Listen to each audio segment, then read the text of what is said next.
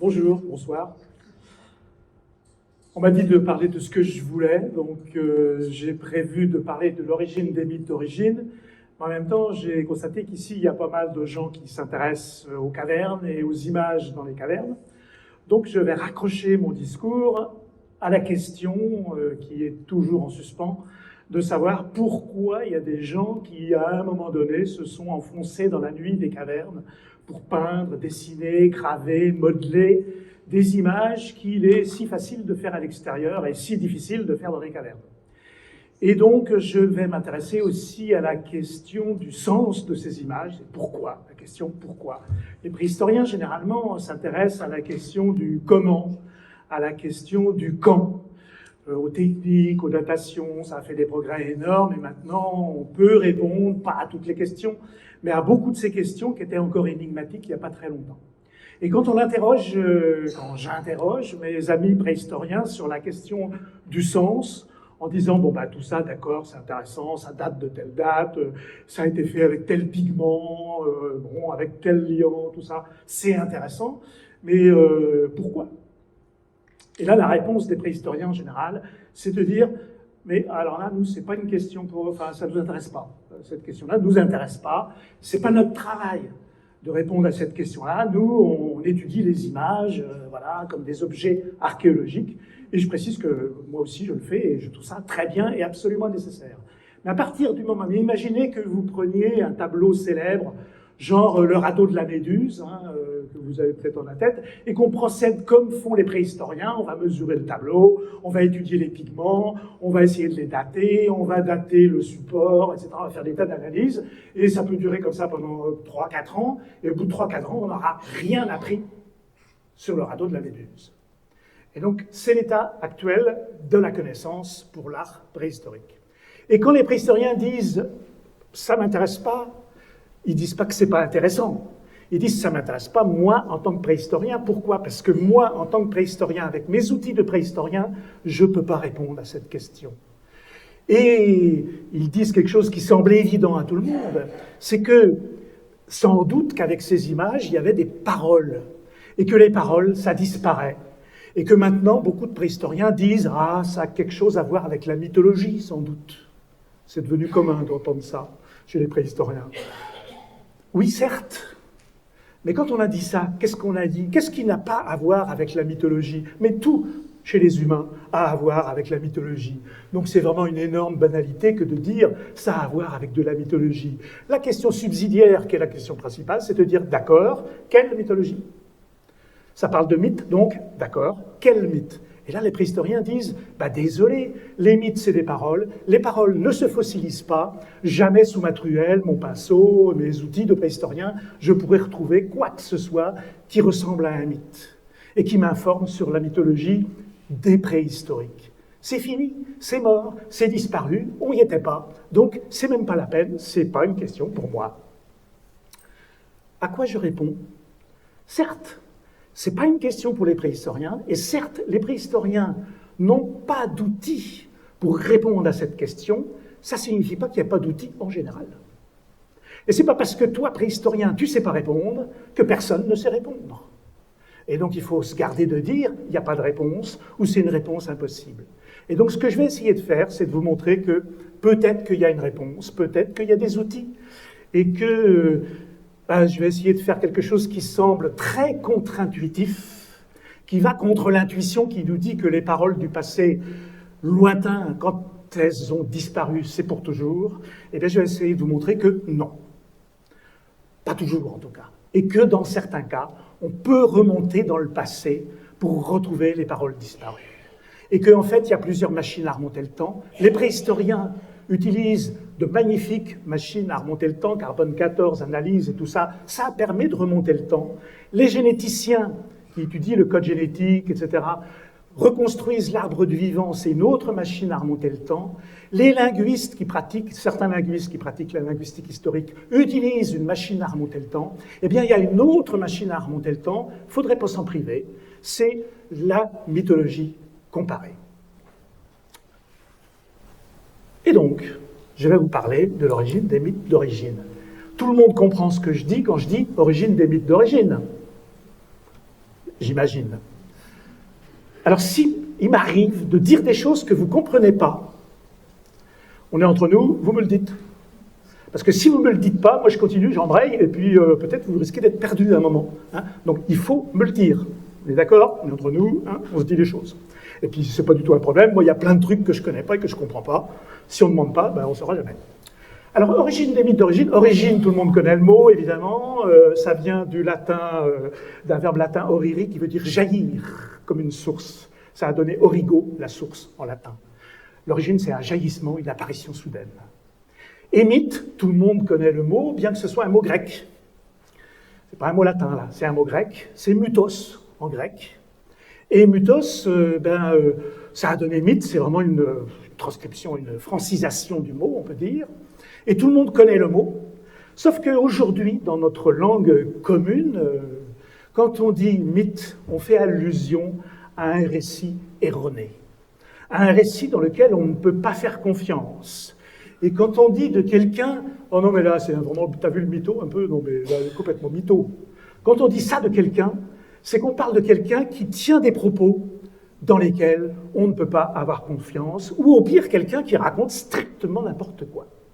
Alors que, en grec, puisque c'est un mot grec, à l'origine, alors quand je dis Grèce, grec, il faut se souvenir que la Grèce, ça dure quand même genre 800 ans, ou quelque chose comme ça. Hein, et qu'en 800 ans, la langue grecque a évolué. Et donc quand je dis ça vient du grec, oui d'accord, mais quel grec? Si je parle du grec homérique, du grec du 7e siècle avant notre ère, eh bien, mythe, ça désigne un discours. Peu importe qu'il soit avéré, ou qu'il soit erroné. C'est un discours, point à la ligne. N'importe quel discours, c'est mutos. Et par exemple, voici une image qui a été prise par un prof qui avait emmené ses élèves à Athènes. Et sur un banc, les élèves, ils ont trouvé cette bande dessinée. Et ils ne savaient pas lire ce qu'il y avait sur le titre de la bande dessinée, parce que c'est en grec. Et est-ce qu'il y a quelqu'un qui sait le lire ici? C'est pas un examen, hein, si je vois. Oui, donc. Il y a mutos, mutoi, parce que mutoi, c'est le pluriel de mutos. Mutos, c'est un mythe. Mutoi, les mythes. Oui, aesopu mutoi, les mythes d'Ésope. Alors que nous, qu'est-ce que nous disons?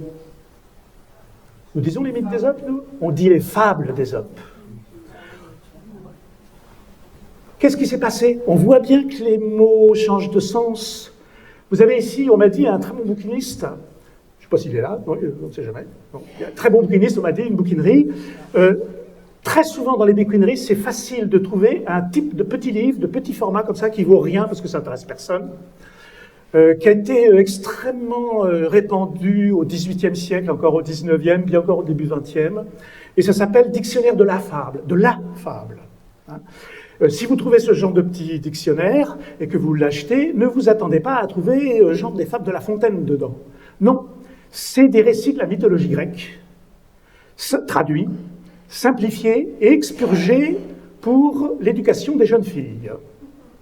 Donc ça a eu un énorme succès, et on le trouve maintenant chez les bouquinistes. Mais on voit bien que le mot « fable » là est synonyme de mythe, y compris en français aussi. Puisque les fables, la fable, c'était la mythologie grecque au XVIIIe siècle. Alors on voit bien que le mot a complètement changé de sens, et je pourrais vous raconter quand il a changé de sens avec Thucydide, par exemple. Je cite quand même Thucydide parce que c'est trop bien. Lui, il disait, parce qu'il y a d'autres mots pour dire discours en grec, vous en connaissez au moins un? Logos, voilà. Et donc dans mythologie, on a les deux, c'est pour le prix d'un, c'est bien. Donc logos, c'est aussi un discours. Et au départ, les deux mots étaient parfaitement synonymes. C'est avec le temps qu'ils ont pris un chemin différent et un sens différent. Et que mutos a pris un sens qui est celui d'un discours, disons, autre que le discours scientifique. Logos, c'est le discours argumenté. C'est le discours raisonnable. J'explique des choses, je démontre quelque chose, j'utilise des arguments, voilà. Tandis que mutos, c'est un peu ce qu'on veut, quoi, hein, voilà. C'est très lentement, avec Thucydide, lui, il disait que son propre discours, ses propres discours à lui, il était historien grec, c'était des, avant que le mot change, c'était des mutoi, et les autres, les discours vraiment risibles de ses contemporains, c'était des logoi. Voilà. Donc il opposait au maximum ses discours sérieux à lui et les discours risibles de tous les autres là qui parlent pour dire n'importe quoi. Et c'est avec Pindare, poète célèbre, que les deux mots ont changé de sens et que c'est le mythos, le mythe, qui est devenu un récit qui dit n'importe quoi, et logos qui est devenu le récit sérieux dont on rit pas parce que c'est argumenté, c'est sérieux. Et évidemment, avec mythologie, on a un problème, puisqu'on a un discours, logos, sur un autre discours, mythos. Mais on comprend maintenant qu'on a en gros un discours logos, comme tous les mots en logie. Psychologie, c'est un discours sérieux, argumenté, raisonnable, sur la première partie du terme psyché, l'esprit. C'est un discours rationnel sur l'esprit. C'est la science de l'esprit, la psychologie. Géologie, c'est un discours rationnel, argumenté, sérieux, blabla, sur la première partie gai, la Terre. C'est un discours sur la nature de la Terre, la géologie, etc., etc. Vous en connaissez plein des mots de ce genre. Eh bien, mythologie, c'est un discours sérieux, argumenté, sur un autre type de discours qui, a priori, du coup, est considéré comme pas sérieux, pas argumenté, mais auquel des tas de gens, quand même, consacrent leur vie en les étudiant, et on les appelle, ces gens-là, des mythologues, comme Lévi-Strauss, etc. Alors, puisque je parle de Lévi-Strauss, les anthropologues, eux, utilisent le terme mythe dans un sens un petit peu particulier. Ils vont désigner comme mythe un récit, pas n'importe quel récit. Pas, hier j'étais au cinéma, justement, il y avait un type qui racontait des trucs, c'était moitié bizarre quand même. Bon, voilà. Et alors, je ne sais pas ce qui est arrivé après, je vais te raconter, etc. Non, c'est pas ça, le mythe, tel qu'on l'entend maintenant chez les anthropologues.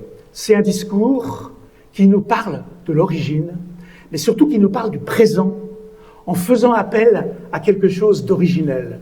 C'est un discours qui explique comment les choses sont maintenant et qui leur donne du sens en rappelant un événement originel qui est survenu une seule fois. Ce qui fait que dans les mythes d'origine, il y a toujours un renversement. À l'origine, vous dit-on, c'est quand l'origine? C'était au temps où les bêtes parlaient. C'était au temps où les animaux et les hommes étaient indistincts. C'était au temps où les roches étaient molles. Donc un temps, des origines, quoi. Imprécis, mais des origines. Et en ce temps-là, on vous expose, on vous raconte comment c'était. Par exemple, on vous dit, à l'origine, les humains ne mouraient pas. La mort n'existait pas. Et donc les humains ne mouraient pas. Ils étaient immortels ou amortels. Ou alors il y a des variantes qui vous disent, il y a toujours des variantes dans les mythes. Il y a des variantes qui vous disent, si, la mort existait, bon, mais c'était pas grave. Voilà. C'est-à-dire ça, vous mourriez, ça durait genre 2-3 jours, ça dépend de votre forme physique, quoi. Puis après, c'était fini, pas grave, quoi, comme un genre de fièvre, bon voilà. C'était comme ça. Mais il s'est passé quelque chose, un jour. Et là, c'est là que le mythe raconte quelque chose qui provoque un renversement. Et cette chose que raconte le mythe, qui n'a été qu'une seule fois, qui n'a eu lieu qu'une seule fois, cette chose-là fait que, maintenant, comme vous savez, la vie est brève. Et nous mourrons. Et les femmes accouchent dans la douleur, selon une des versions du mythe que tout le monde sans doute connaît ici. Et on doit travailler à la sueur de son front, selon la même version du même récit qui se trouve dans le même livre, qui est la Bible. Voilà. Donc ça, c'est typiquement un mythe d'origine. Situation à l'origine, il se passe un truc que raconte le mythe, ça provoque un renversement, et maintenant, l'état actuel du monde, il est comme il est. Puis s'il est comme il est, il ne faut pas y rêver, il ne faut pas essayer de le changer. Donc c'est dans ce sens-là que moi, je veux vous parler de mythologie. Et les mythes, évidemment, il y en a tellement des mythes que je ne peux pas vous parler des mythes en général. Outre ces questions de définition-là, on est obligé de resserrer le sujet parce que c'est vraiment trop vaste. Alors, je vais restreindre mon sujet à une catégorie particulière de mythes qui sont les mythes anthropogoniques. Alors, vous savez, les mythes, ils procèdent un peu comme un grand coup de zoom sur le monde, avec le plus grand zoom possible ouvert, l'ouverture la plus large, où on regarde le monde, le cosmos, et là vous avez des mythes cosmogoniques qui vous exposent l'origine du monde. Ensuite, vous avez les mythes anthropogoniques qui vous expliquent quoi donc? Ben oui, il y a anthropos, c'est encore du grec, désolé, il y a plein de grec là-dedans, mais c'est comme ça, hein, bon voilà. Et Anthropos, c'est un être humain. Homme, c'est andros. Hein. On aurait dit les mythes androgoniques, hein, si c'était les mythes de l'origine de l'homme masculin. Donc c'est les mythes anthropogoniques, c'est les mythes d'origine de l'humanité. Et gonique, c'est un mot aussi, enfin un suffixe que vous trouvez dans plein de mots et que vous connaissez sans doute intuitivement, parce que c'est aussi du grec, mais c'est du grec qui remonte à l'indo-européen, une racine indo-européenne qui connote la génération. Génération, ça vient de la même racine. Généalogie, ça vient de la même racine. Générer, ça vient de la même racine. Genre, ça vient de la même racine. Tout ça connote la génération. Et donc les mythes anthropogoniques, ce sont les mythes qui vont vous exposer l'origine de l'humanité. Au début, il n'y avait pas d'humains. Il s'est passé quelque chose, une seule fois, qui fait que maintenant, apparemment, il y a des humains. Alors, juste pour finir la question parce qu'il y aura peut-être besoin par la suite, au début, il n'y avait pas d'humains. Il se passe quelque chose qui fait que... Alors, il y a plein de versions, bien entendu. Maintenant, il y a des humains. Bon. Mais on peut se dire, bon, il y a des humains, il y a une seule espèce humaine, actuellement. Il y en a eu plusieurs dans le passé, mais actuellement, il n'y en a qu'une. Et donc, tout va bien. Il n'y a aucune raison de se chamailler. Hein. Tout ça, c'est la même espèce. Hein. Voilà. Il n'y a pas de raison qu'il y ait des guerres, des trucs comme ça. Hein. Ah oui, ça, c'était à l'origine. Mais il s'est passé quelque chose que vous racontent les mythes, et qui vous explique que, maintenant, il n'y a pas un seul peuple humain, il y a plusieurs peuples. Ce sont les mythes ethnogoniques. Il y a plusieurs peuples. Et comme on sait, du fait qu'il y a plusieurs peuples, eh bien, tôt ou tard, il y a des guerres, il y a des affrontements, etc. Oui, mais d'accord, mais bon, bah oui, c'est comme ça, mais au sein de chaque peuple, au moins, ça va. Hein? Pas au sein de chaque peuple, quand même. Hein, bon. Ah oui, ça, c'était à l'origine. Oui, à l'origine, oui. Mais il s'est passé quelque chose qui vous explique que maintenant, et ça, ce sont les mythes sociogoniques, qui vous expliquent que maintenant, il y a des puissants et il y a des misérables. Et il y a des riches et il y a des pauvres. Et ainsi de suite. Vous avez toujours des mythes qui vous exposent, qui donnent du sens à l'état présent du monde, en rappelant un événement du passé qui explique que ce soit comme ça. Et ça se termine, ce grand coup de zoom, parce que vous voyez bien qu'on resserre, sur les tout petits détails du monde. Et les tout petits détails, c'est ce qu'on appelle les mythes étiologiques, qui vous expliquent pourquoi cet oiseau-là, il a du rouge sur la tête, puis l'autre à côté, qui est exactement pareil, en fait, il n'a pas de rouge sur la tête, lui. Pourquoi ? Ah ben au début, il n'avait pas du tout de rouge sur la tête sur aucun oiseau, mais il s'est passé un truc.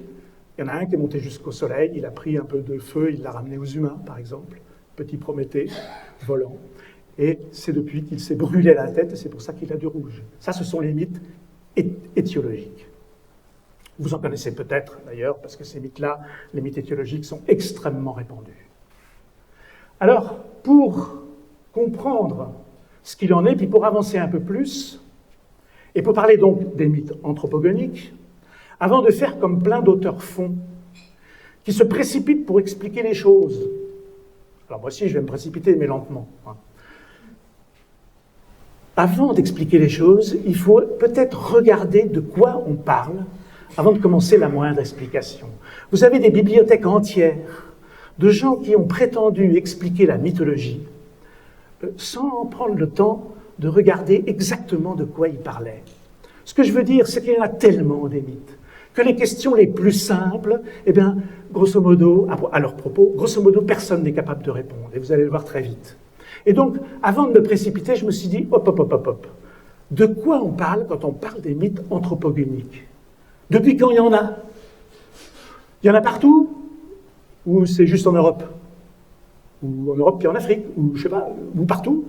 Ils sont tous pareils? C'est universel? Toutes ces questions-là, qui sont des questions très simples, avant d'essayer de répondre, comme font plein de gens, les psychanalystes, il y a plein de bouquins qui se précipitent pour répondre à ces questions-là, et qui n'ont jamais fait ce que je vais vous montrer là, c'est de faire d'abord un inventaire pour savoir exactement de quoi on parle. Donc j'ai commencé par faire une base de données des mythes anthropogoniques. Une base de données, c'est facile. Dans son état le plus simple et le plus ancien, c'est une boîte à chaussures avec des fiches dedans. C'est les fiches perforées de Leroy-Gourhan, pour ceux et celles qui connaissent ici. Mais voilà, on met des informations et on les classe pour pouvoir les retrouver facilement. On met ça dans l'ordre alphabétique, numérique, ce que vous voulez, un ordre en tout cas, pour s'y retrouver, parce que sinon vous avez un énorme tas de fiches où vous ne vous y retrouvez pas. Les mythes, c'est pareil. Il y en a tellement, j'ai un énorme tas. Si je veux y voir un peu plus clair, il faut que je classe ça un peu. Donc, base de données. Alors maintenant, les bases de données, on n'utilise plus trop une boîte à chaussures avec des petits cartons, on utilise un ordinateur. Et ce que vous voyez là, c'est l'équivalent d'un carton dans une boîte à chaussures. La boîte à chaussures, c'est l'ordinateur, l'écran. Ce qu'on voit sur l'écran, en tout cas, c'est une des fiches, et je peux les faire défiler. Et toutes ces fiches sont faites selon le même modèle. C'est-à-dire que dans une des cases, je vais noter le fiche, voilà, une autre fiche, je vais noter le mythe tel que je l'ai rencontré, tel que je l'ai entendu, tel que je l'ai lu, tel qu'on me l'a raconté, etc. Je mets ça dans cette case-là, et je mets là dans sa version originale, c'est-à-dire dans la langue dans laquelle il a été publié, répandu. Et peut-être pas la langue d'origine d'ailleurs, du conteur ou de la conteuse. Mais je le note là, tel qu'il est accessible pour l'instant, puis je note la source aussi. Les sources, c'est toujours bien d'avoir les sources, parce que si on n'est pas d'accord avec moi, allez-y, vérifiez. Hein, et moi-même, je peux vérifier, ou peut-être j'ai pas pensé à tout au premier coup, je peux retourner voir. Donc c'est la première chose que je fais. Ensuite, le mythe, un peu plus compliqué, désolé, mais vous comprendrez pourquoi ensuite, je le décompose en sémithèmes. On s'était mis d'accord au début, s'il y a des mots que vous ne comprenez pas, vous le dites, donc mythème, ça pose aucun problème. C'est ça? Qui comprend mythème? Alors, un mythème, c'est un atome de mythe. C'est un atome de récit. C'est la plus petite unité de récit. Quand je raconte quelque chose, une histoire, eh ben, je fais des phrases. En gros, les phrases, c'est presque la même chose que les mythèmes. C'est des petits bouts d'histoire, et en les mettant bout à bout, ça va faire une histoire. Voilà. Et comment... Alors, quelle différence entre mythème et une phrase, simplement? C'est que, pour reconnaître les mythèmes, je fais ce qu'on appelle une analyse structurale. C'est compliqué, mais c'est très simple, vous allez voir. Si je dis, il y avait une fois dans une forêt une petite masure. Vous entendez bien au ton que j'emploie et à ce genre de phrase que je ne vais pas continuer en racontant ma vie, là. Que manifestement, c'est un début de quelque chose qui ressemble à un conte. Mais si je dis, là je viens de dire, il y avait une fois dans une petite forêt, une petite masure. Je peux dire, il y avait une fois dans une sombre forêt, un château. Ou il y avait une fois dans une petite prairie, un petit lapin. Etc., etc. Vous voyez bien que c'est les mêmes incipit, le même début d'histoire, ça débute une histoire, mais à chaque fois, il y a quelque chose qui change. Un coup, je peux dire château, un coup, je peux dire masure, un peu, je peux dire une hutte, je peux dire une petite maison, je peux dire une maison au chocolat, tout ce que je veux, voilà. Mais là où ça change, quand je peux changer comme ça, et puis qu'on voit que l'histoire continue, ça, c'est un mythème. Et donc, ce que je fais dans ma base de données, c'est que quand un mythème est là, en face, je mets 1 dans les petites cases que vous voyez plus ou moins bien, là, peut-être les gens devant les voient mieux. En tout cas, il y a des petites cases avec des 1 puis des 0. Quand le mythème n'est pas là, je mets un 0. Exemple, si dans la forêt, il y avait une masure. Bon, ben, dans la forêt, il y avait une masure, c'est un mythème. Est-ce qu'il est là dans l'histoire que je raconte? Ben, s'il est là, si c'est dans l'histoire, je mets 1. Si c'est pas dans l'histoire, pas grave, je mets 0. Et je fais comme ça pour toute l'histoire, et toutes les histoires, et tous les mythes que j'ai pu réunir. Et vous verrez l'intérêt de ça ensuite. Ici, j'indique l'ethnie, c'est-à-dire le peuple, le groupe humain, au sein duquel l'histoire a été recueillie, racontée. Là, vous voyez, ce sont les Namas. Les Namas, c'est un groupe d'Afrique australe qui a donné son nom à la Namibie. Et ici, je note la famille linguistique de la langue que parlent les gens qui ont raconté l'histoire. Ici, c'est le Khoisan. Le Khoisan, c'est une langue à clics. Vous savez, les clics, c'est ça, des clics. Nous, dans notre langue, dans notre culture, on a des clics. Mais les clics, on les utilise pas comme des unités linguistiques, on les utilise en signe de réprobation, par exemple. Quand vous faites... C'est un clic. Mais ce n'est pas une unité linguistique dans la langue. Et si vous appelez les poules en faisant... C'est aussi un autre clic latéral, là, clic latéral, mais c'est pareil, c'est pas dans la langue. Il y a des gens qui parlent des langues dans lesquelles les clics, c'est l'équivalent pour nous, deux clics différents, pour eux, c'est la même différence qu'entre B et P pour nous. C'est ce qu'on appelle des langues à clics, les langues khoisan. Et puis, je note ici le géoréférencement, c'est-à-dire cette histoire a été racontée à un moment donné, quelque part sur le globe. Et quelque part sur le globe, ça veut dire des coordonnées géographiques, latitude, longitude, je le note. Et une fois que j'ai fait ça, ce qui me prend un certain temps, parce qu'évidemment, il faut que j'essaye idéalement de recueillir tous les mythes anthropogoniques. Mais c'est raté d'avance. C'est juste pas possible, hein, puisque, évidemment, on comprend tout de suite qu'il y a plein de peuples dans le monde qui ont disparu avant que quiconque note leur mythologie, et qui ont même disparu avant que quiconque note leur langue. Et il y a même plein de peuples dont on ne sait même pas qu'ils ont existé. Donc on ne connaîtra jamais leur mythologie, donc on ne peut pas être exhaustif. Donc comment faire dans un cas comme celui-là? C'est simple. Au début, c'est facile parce que vous avez des recueils de mythes, des anthologies, des gens qui ont travaillé depuis longtemps sur les mythes, etc. Vous trouvez assez facilement des mythes d'origine de l'humanité, et puis vous mettez ça dans votre base de données, vous en mettez 1, 2, 3, 10, 20, 30, 40, 100, puis à un moment donné, il arrive que vous en trouvez un, et vous l'avez déjà noté, il est déjà dedans. Et cette situation-là, vous en trouvez un qui est déjà dedans, ça arrive de plus en plus souvent. Et il arrive un moment où pour en trouver un nouveau, eh ben, c'est très difficile, et puis ça devient limite impossible. Où on peut se dire, à ce moment-là, j'ai pas fait le tour, je les connais pas tous, mais je vais pas doubler le nombre, là.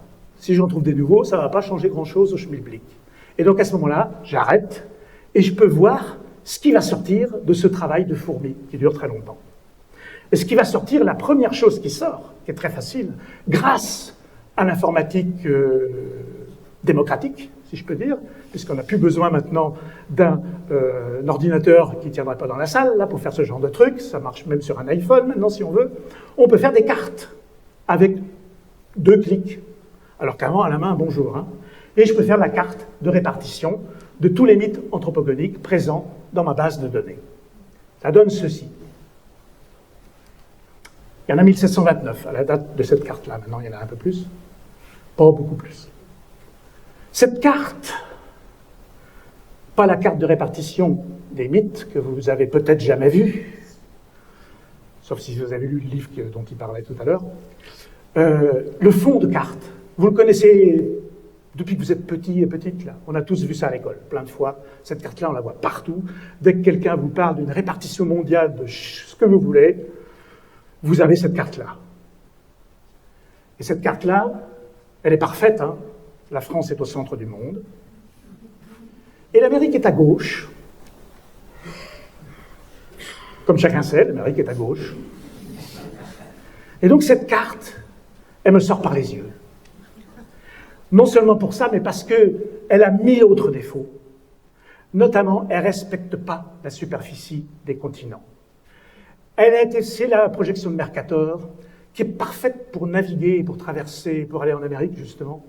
Parce qu'elle permet de garder les caps, mais elle ne respecte rien d'autre.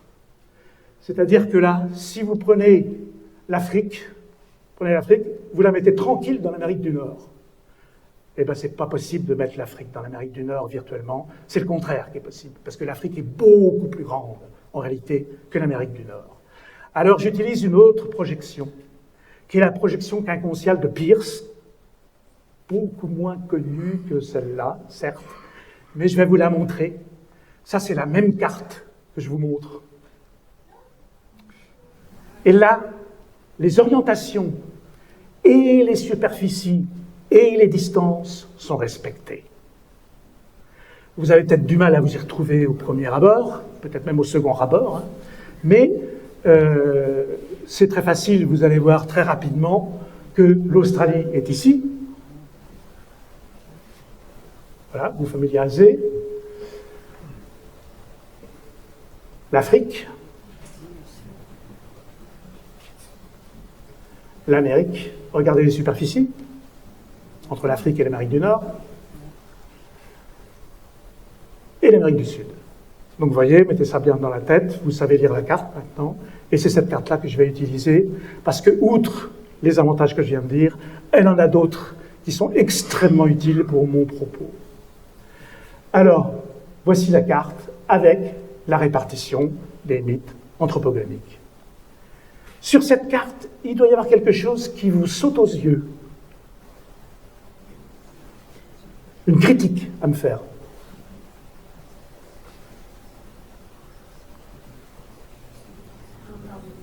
Il y a des trous.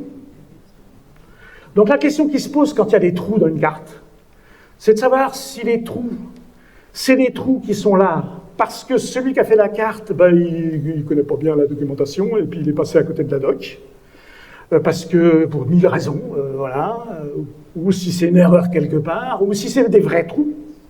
C'est-à-dire que là, il n'y a rien, vraiment. Et ce n'est pas indifférent de le savoir, il faut le savoir pour aller plus loin.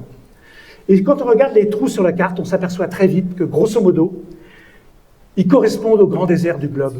Si on avait un globe, on verrait que les grands déserts, il faut une ceinture annulaire, comme ça. Ils sont tous à la même hauteur. Évidemment pour des raisons climatiques, bon,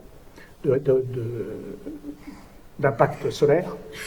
Et là, ça c'est ce que j'ai entouré, c'est le plus grand désert du globe, désert chaud du globe, il y a des déserts froids. Et évidemment que si je suis au Sahara, c'est le Sahara, et que j'arpente le Sahara avec mon magnétophone dans l'espoir d'interroger les gens en leur posant la question « Bonjour, alors moi je m'intéresse aux mythes d'origine de l'humanité, et donc voilà, j'aimerais savoir si on vous dit, voilà, d'où vient l'humanité, est-ce que vous avez raconté des trucs, ou vos parents, est-ce qu'ils racontaient des trucs, vos grands-parents, tout ça, est-ce que chez vous on raconte des trucs ?» Bon, pour me nourrir mon enquête, il faut déjà que je rencontre des gens. Si c'est au Sahara, je ne dis pas qu'il n'y en a pas des gens, il y en a les Touaregs, les Tobous, tout ça, mais il y en a très peu. Et quand il y en a, et qu'on les rencontre, si on pose la question, eh bien je connais déjà leur réponse, parce que leur réponse, pour ce qui est du Sahara, elle est dans le Coran. Parce que non seulement il y a des zones désertiques du globe, mais il y a aussi des grandes zones du globe qui sont souvent les mêmes, pas toujours, mais qui sont souvent les mêmes, où il y a eu par-dessus une nappe de colonisateurs. Il existe des peuples colonisateurs, voyez-vous, qui ont imposé une nouvelle façon de voir le monde, et qui ont dit, ton histoire sur l'origine du monde, là, elle n'est pas bonne, voici la bonne. Et qui se sont arrangés pour que les gens qui pensaient que c'était une autre histoire qui était la bonne, abandonnent leur histoire et en racontent une nouvelle. Donc, en fait, les trous que j'ai dans ma carte correspondent bien à de vrais trous et pas des trous documentaires. J'ai pas un trou parce que, par exemple, je ne connais pas l'arabe et que la documentation, elle est toute en arabe et donc elle m'aurait échappé. Pas de chance, je connais l'arabe. Donc. Alors, une fois que j'ai fait ça, j'ai répertorié ce que j'ai pu trouver comme mythe d'émergence. On dit souvent que la mythologie, c'est de l'imaginaire. Ça a un rapport avec l'imaginaire, évidemment. Mais quand on dit c'est de l'imaginaire, on a l'intuition... certaines pensent que tous les coups sont permis avec l'imaginaire. Il n'y a pas de limite. L'imaginaire, c'est comme on veut. On fait comme les rêves et tout ça, on imagine, quoi. Donc, il n'y a pas de limite physique, tout ça, facile. Donc, on peut se dire les mythes. Si c'est ça, va y avoir des centaines de milliers d'histoires, enfin, presque autant que d'humains, en fait. Si c'est juste, on imagine des trucs. Et bien, quand on fait l'inventaire, on s'aperçoit que les mythes d'origine de l'humanité, grosso modo, il n'y en a qu'une dizaine. Première surprise, c'est extrêmement limité. Donc, ce n'est pas de l'imaginaire débridé, comme ça. Ça a un rapport avec l'imaginaire, certes, mais ce n'est pas de l'imagination débridée. Et je peux faire des cartes aussi pour chacun de ces grands types. Là, c'est un type que j'ai appelé le mythe d'émergence. C'est le mythe de l'émergence primordiale de l'humanité, ou le mythe de l'émergence primordiale de l'humanité et des animaux. Je ne connaissais pas ce mythe. Je l'ai rencontré la première fois au Botswana, où j'allais, parce que comme on vous a dit tout à l'heure, comme Michel Galli vous l'a dit, je suis un fondu d'art préhistorique et d'art rupestre. Et donc j'allais là, dans les Tsodilo Hills, parce que là, il y a de l'art rupestre en plein air, comme souvent dans beaucoup d'endroits du monde. Juste petite parenthèse, les grottes, vous savez, c'est une exception mondiale pour l'art préhistorique. Les grottes, il y en a un peu plus de 400, c'est peanuts, absolument peanuts par rapport aux centaines de milliers de sites d'art préhistorique dans le monde. C'est pilote, ça ne veut pas dire que c'est pas intéressant, hein. Mais on a tendance à oublier que partout il y en a, partout où il y a eu des humains et des cailloux, il y a de l'art préhistorique. Et donc moi, j'ai coutume, depuis un certain temps, me promener dans ces endroits-là, pour ma documentation personnelle, ça m'intéresse, etc. Donc je vais là, parce qu'il y en a beaucoup. Et là, c'est un parc naturel, national, tout ça, on n'y va pas comme ça, comme on veut. On est obligé d'avoir un guide, obligé d'être en groupe, on ne peut pas balader comme ça le nez au vent, on est guidé. Donc je me trouve dans un groupe, avec d'autres gens que je ne connaissais pas, et un guide qui, lui, connaît les lieux, évidemment, comme sa poche, un guide qui parle un San, donc quelqu'un qui parle une langue Khoisan, un bushman, comme on disait autrefois. Et donc lui, il montre les sites, il explique 2-3 trucs, mais il montre surtout là où il faut regarder pour voir les images. Et donc je prends des photos, les gens avec moi prennent des photos, tout le monde prend des photos, puis on voit un site, puis 2 sites, puis 3 sites, puis 4 sites, puis 5 sites, et puis les gens ils commencent à prendre moins de photos. Et puis de moins en moins de photos. Puis à un moment donné, ils prennent des selfies, puis ils prennent plus trop de photos des arts préhistoriques, là, parce que c'est vrai, les images préhistoriques, tu en as vu 10, en gros tu les as toutes vues, hein. Bon, c'est bien joli, mais bon, c'est comme les dolmens, tous ces trucs, toi, tu en as vu 10, bon, bah, tu les as tous vus, hein, bon. Et donc, en gros, les gens, ils commencent à papoter, tout ça. Bon, le guide, il sent que ça se relâche sérieux, l'attention. Et moi, j'étais toujours en train de galoper partout pour faire tout prendre en photo. Donc, évidemment, il me repère et il vient me voir, il me prend à part à un moment donné, puis il me dit, bon, écoute, toi, ça a l'air d'intéresser. Si tu veux, je peux te montrer un truc, parce que là, d'habitude, on ne le montre pas aux gens, parce que, bon, tu vois, ça n'intéresse pas forcément tout le monde, mais je peux te montrer un truc, voilà, qu'on ne montre pas, d'habitude. Moi, je me dis, waouh, trop bien, il va me montrer la peinture rupestre absolument géniale. Je voyais déjà la publication qui se profilait à l'horizon et tout, ah, trop bien. Et donc, je le suis, super content, et il m'emmène là. Il me dit, voilà, fier comme Artaban. Je dis, ah ouais. Vous voyez, en gros, en bas, l'échelle fait 20 cm. Et là où il faut regarder, c'est là que c'est intéressant. Et là, me dit-il, c'est là que les premiers humains et les premiers animaux qui vivaient dans les cavernes souterraines depuis toujours sont sortis à l'air libre et se sont dispersés de par le monde. Et la preuve que c'est vrai, et la preuve que c'est là, c'est que sur la pierre d'à côté, on voit les traces des doigts des premiers humains qui se sont imprimés dans la pierre quand ils sont sortis, parce que c'était pas commode, vous voyez le diamètre un peu du trou, là, ça devait pas être commode, effectivement. Donc, ils sont sortis comme ça, vous imaginez, et ils ont laissé leurs traces dans la pierre au temps où les roches étaient molles. Je crois qu'il y a au moins un géologue dans la salle, donc il doit savoir que ça, en réalité, comme c'est du grès, ça s'appelle des ripple marks, et que donc c'est pas du tout des traces de doigts d'humains, et que c'est les ripple marks, c'est, comme disait Théodore Monod, le grès c'est un ancien sable et un futur sable, et que donc c'est un ancien sable qui s'est, disons, aggloméré, solidifié pour aller vite, et que c'est un ancien rivage, et que sur les rivages, vous avez tous vu sur le bord de l'eau, ben voilà, des endroits où ça fait des ripples, voilà, des rides, et quand ça se solidifie, que ça prend une forme de grès, c'est ce que les géologues appellent ripple marks. Mais pour les gens du coin, ça, c'est la preuve que le récit est vrai, puisqu'il est même inscrit dans la pierre, et que ce n'est pas les humains qui peuvent faire ça, c'est comme ça. Ça remonte à un temps, au temps où les roches étaient molles. C'est ce que les mythologues appellent un signe achéropoïète. Chéro, c'est la main, chiropracteur, etc. Poïète, poésie, c'est la création. C'est un privatif. Achéropoïète, c'est quelque chose qui n'est pas fait par la main de l'homme. C'est pas quelqu'un qui, avec un burin, s'est mis à faire une fausse gravure, etc. Parce qu'autour, vous avez aussi des cupules. J'ai cru entendre qu'il y avait des gens que ça pouvait intéresser. Il y a des cupules autour, et là, on vous dit, ce sont les traces des premiers animaux, des premiers ongulés, qui sont sortis par le même trou et qui ont laissé les empreintes de leurs sabots. Ça aussi, c'est achéropoïète. C'est pas fait par les humains. Ça remonte au temps mythique, au temps où les roches étaient molles. Donc, il me raconte ça. Et je trouve ça sympa parce que tout le monde adore qu'on entende des histoires, moi aussi, comme tout le monde. Voilà. Donc je mémorise ça, je fais une photo, un peu en me disant, si je ne fais pas une photo, le mec il va être vexé et tout. Bon, je fais une photo. Bon, voilà. Bon, mais c'est tout, à ce moment-là, ça ne m'a pas marqué plus que ça. Mais, longtemps après, je me suis trouvé en Utah, dans un canyon qui s'appelle Crane Creek et à un endroit qui s'appelle Birthing Rock, où là, vous avez un gros bloc cubique sur lequel il y a des gravures. Et ces gravures sont publiées, elles sont connues, étudiées par des spécialistes de l'art rupestre, de l'art pariétal et rupestre en Amérique du Nord. Et on voit, alors sur la photo c'est difficile à dire, vous avez Bertram Savadava, mon ami Hopi, qui fait de l'ombre comme ça pour améliorer un peu la photo, mais c'est pas génial quand même. Mais vous pouvez deviner quand même qu'il y a une espèce de bonhomme, hein, avec les bras comme ça, puis les jambes écartées. Puis au-dessous, vous avez des petits points ici, comme des traces de pas, là, voilà. Et le bonhomme, il est là, vous avez la tête ici, un bras, le corps, une jambe, et entre les jambes, un gros truc. Et donc, il y a des savants qui ont dit, le gros truc en question, en fait, c'est un sexe féminin. Et donc, ça, c'est la mère, la grande mère, la déesse mère, quoi. Voilà. Et donc, voilà. Et puis, il y a d'autres savants qui ont dit, oui, enfin, pas vraiment, parce qu'en fait, c'est un homme.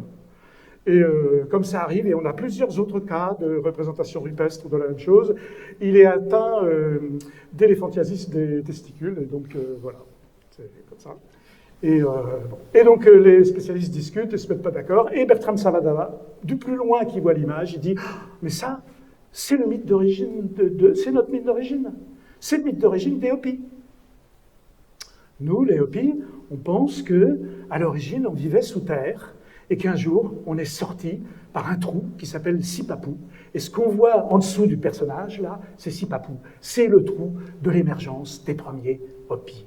Et les petites traces de pas que vous voyez ici, eh ben, c'est les traces de pas des premiers ancêtres qui se sont dispersés sur le globe en suivant les 4 Orients, me raconte-t-il. Et un petit moment après, je me trouve dans l'île de Jeju. L'île de Jeju, alors voilà, ça c'est l'ancêtre, le premier Hopi, le trou de l'émergence, les traces de pas de la dispersion primordiale. Et donc, à Jeju, c'est une petite île qui se trouve au large de la Corée du Sud.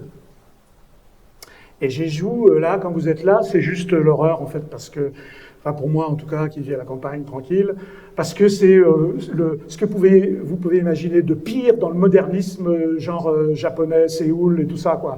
Les villes avec des néons partout, les machines à sous, les bagnoles qui passent dans tous les sens, les buildings immenses, des lumières partout, enfin un bruit infernal. Vous êtes là, voilà. Vous marchez dans une rue, sur un trottoir, c'est pas fait pour les piétons, ce genre d'endroit. Vous arrivez à marcher quand même, et à un endroit, pof, vous tombez là-dessus. Havre, enfin, truc paradisiaque en plein milieu de ce truc. Et ça, c'est un temple construit au XVe siècle. À ce temple, il y a toujours un pèlerinage tous les ans. Et les gens viennent en pèlerinage ici parce que autour, ici, voilà, ici, vous avez les 3 trous par lesquels sont sortis les 3 ancêtres des 3 clans qui ont peuplé l'île de Jeju et qui auparavant vivaient dans les grandes cavernes souterraines sous terre. Alors, rendu là, je me suis dit, c'est quand même un petit peu bizarre parce que on a 3 endroits complètement différents. Et il y en a beaucoup d'autres, je vous passe parce qu'on n'a pas trop le temps, mais il y en a beaucoup d'autres des endroits comme ça, où aujourd'hui vous pouvez trouver des gens qui vous disent, c'est là que mes ancêtres à moi, nos ancêtres à nous là, ils sont sortis des cavernes primordiales où ils vivaient avant. Et ça s'est passé là, le trou, on le voit, il est là. C'est pas ailleurs, c'est là. Et au Botswana, c'est là. Et à Crane Creek, c'est là. Et à Jeju, c'est là. Et en 1000 autres endroits du globe, c'est là. Et donc à chaque fois, des gens qui ont évidemment, de notre point de vue moderne, une origine différente, qui parlent une langue différente, qui parlent des langues qui appartiennent à des familles différentes même, des gens qui ne se sont jamais rencontrés, dont les cultures sont opposées les unes des autres, dont historiquement on sait bien qu'aucun contact entre eux n'a jamais été documenté, ni entre eux ni entre leurs ancêtres, ces gens racontent la même chose sur leur propre origine. Or, l'origine de soi et l'origine de son groupe, c'est quelque chose d'extrêmement important. C'est pas quelque chose qu'on raconte comme ça pour rigoler en fin de banquet. C'est quelque chose d'extrêmement important, auquel les gens tiennent, en général, partout dans le monde. Alors la question qui se pose, c'est comment se fait-il que sur leur propre origine, des gens aussi différents, à tous les endroits, plein d'endroits différents du globe, racontent la même chose. C'est pas exactement la même chose, évidemment. Les noms des héros changent. Les Hopis vous disent, quand on est sorti, il y avait 4 étages. Ça a duré longtemps. Alors, du coup, le mythe Hopi, pour le raconter, il faut genre 4 jours. Bon, c'est un truc très long, invraisemblable, voilà. Puis d'autres, ils vous racontent ça en 5 minutes. Bon, voilà. Mais c'est pas pareil. Mais c'est la même histoire. C'est toujours nos ancêtres et les ancêtres de tous les animaux vivaient sous terre. Un jour, ils sont sortis à l'air libre. Alors, la question que ça pose, c'est comment se fait-il? Pour répondre à cette question, j'ai continué à faire des cartes, à faire des bases de données et à faire l'inventaire des mythes d'origine de l'humanité. Des cartes avec une idée dont je ne vous ai pas parlé, mais en arrière-plan, une idée qui est l'idée de faire de l'aréologie, pas de l'aérologie, comme certains font ici, je crois, mais de l'aréologie. L'aréologie, c'est l'étude des aires de répartition. Vous prenez un phénomène culturel, vous faites une carte, vous avez une aire de répartition. Vous auriez fait la même carte du même phénomène culturel un siècle avant, vous auriez eu une autre répartition. Et un siècle avant, une autre. Et 1000 ans avant, si le phénomène était toujours avéré à ce moment-là, évidemment, une autre répartition. Ce qui fait qu'on peut dire que les cartes et que la géographie, c'est de l'histoire figée. Et que, en comparant les cartes, en faisant beaucoup de cartes, on peut avoir l'espoir de reconstituer l'histoire. C'est pour ça que je fais des cartes, c'est pour faire de l'aréologie. Et donc, je fais autant de cartes que de mythes que j'ai pu recueillir, de mythes anthropogoniques en tout cas. Donc il y en a une dizaine, je ne vais pas tous vous les raconter, mais celui-là au moins. Il y a un mythe très répandu, vous voyez qu'il est très répandu, celui-là aussi, qui est le mythe dit de la choroplastie. Ça tombe bien, on va gagner du temps, tout le monde comprend le mot.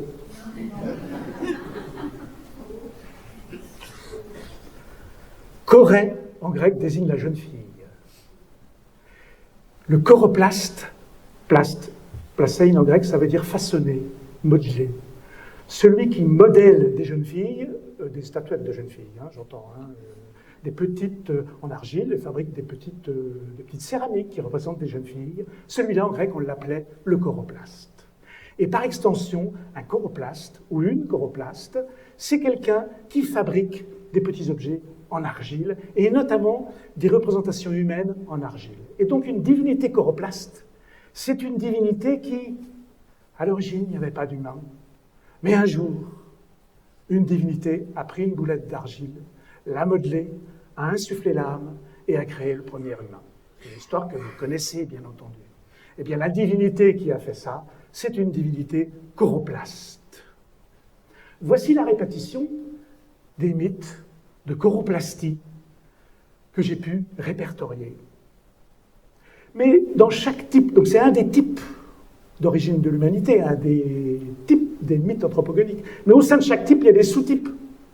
Ça aurait été trop simple, évidemment. Non, il y a des sous-types. Et par exemple, voici la répartition d'un sous-type qui est le mythe du corps souillé. Qui connaît le mythe du corps souillé ? Je ne sais pas ce qu'ils foutent à l'école et tout, mais vraiment, c'est quand même catastrophique. Donc le corps souillé, c'est un mythe de choroplastie particulier qui se situe dans un type de mythe de création où vous avez deux divinités. Vous avez une divinité bonne et une divinité mauvaise. Dans la Bible et dans notre culture, disons générale, on a ça aussi. La mauvaise, chez nous, s'appelle le diable, et l'autre, on l'appelle Dieu, simplement, dans le langage commun. Bon. Mais donc, il y a plein d'endroits du monde comme ça, où c'est comme ça. Il y a un bon et puis un mauvais. Ils se chamaillent, et ce qui arrive régulièrement, c'est que le mauvais, en fait, il fait des bêtises, et il essaye de massacrer tout ce que fait l'autre. Alors, il y a des petits mythes étiologiques, je vous ai parlé, vous vous rappelez, les mythes étiologiques, c'est les mythes qui vous exposent comment sont arrivés les petits détails du monde.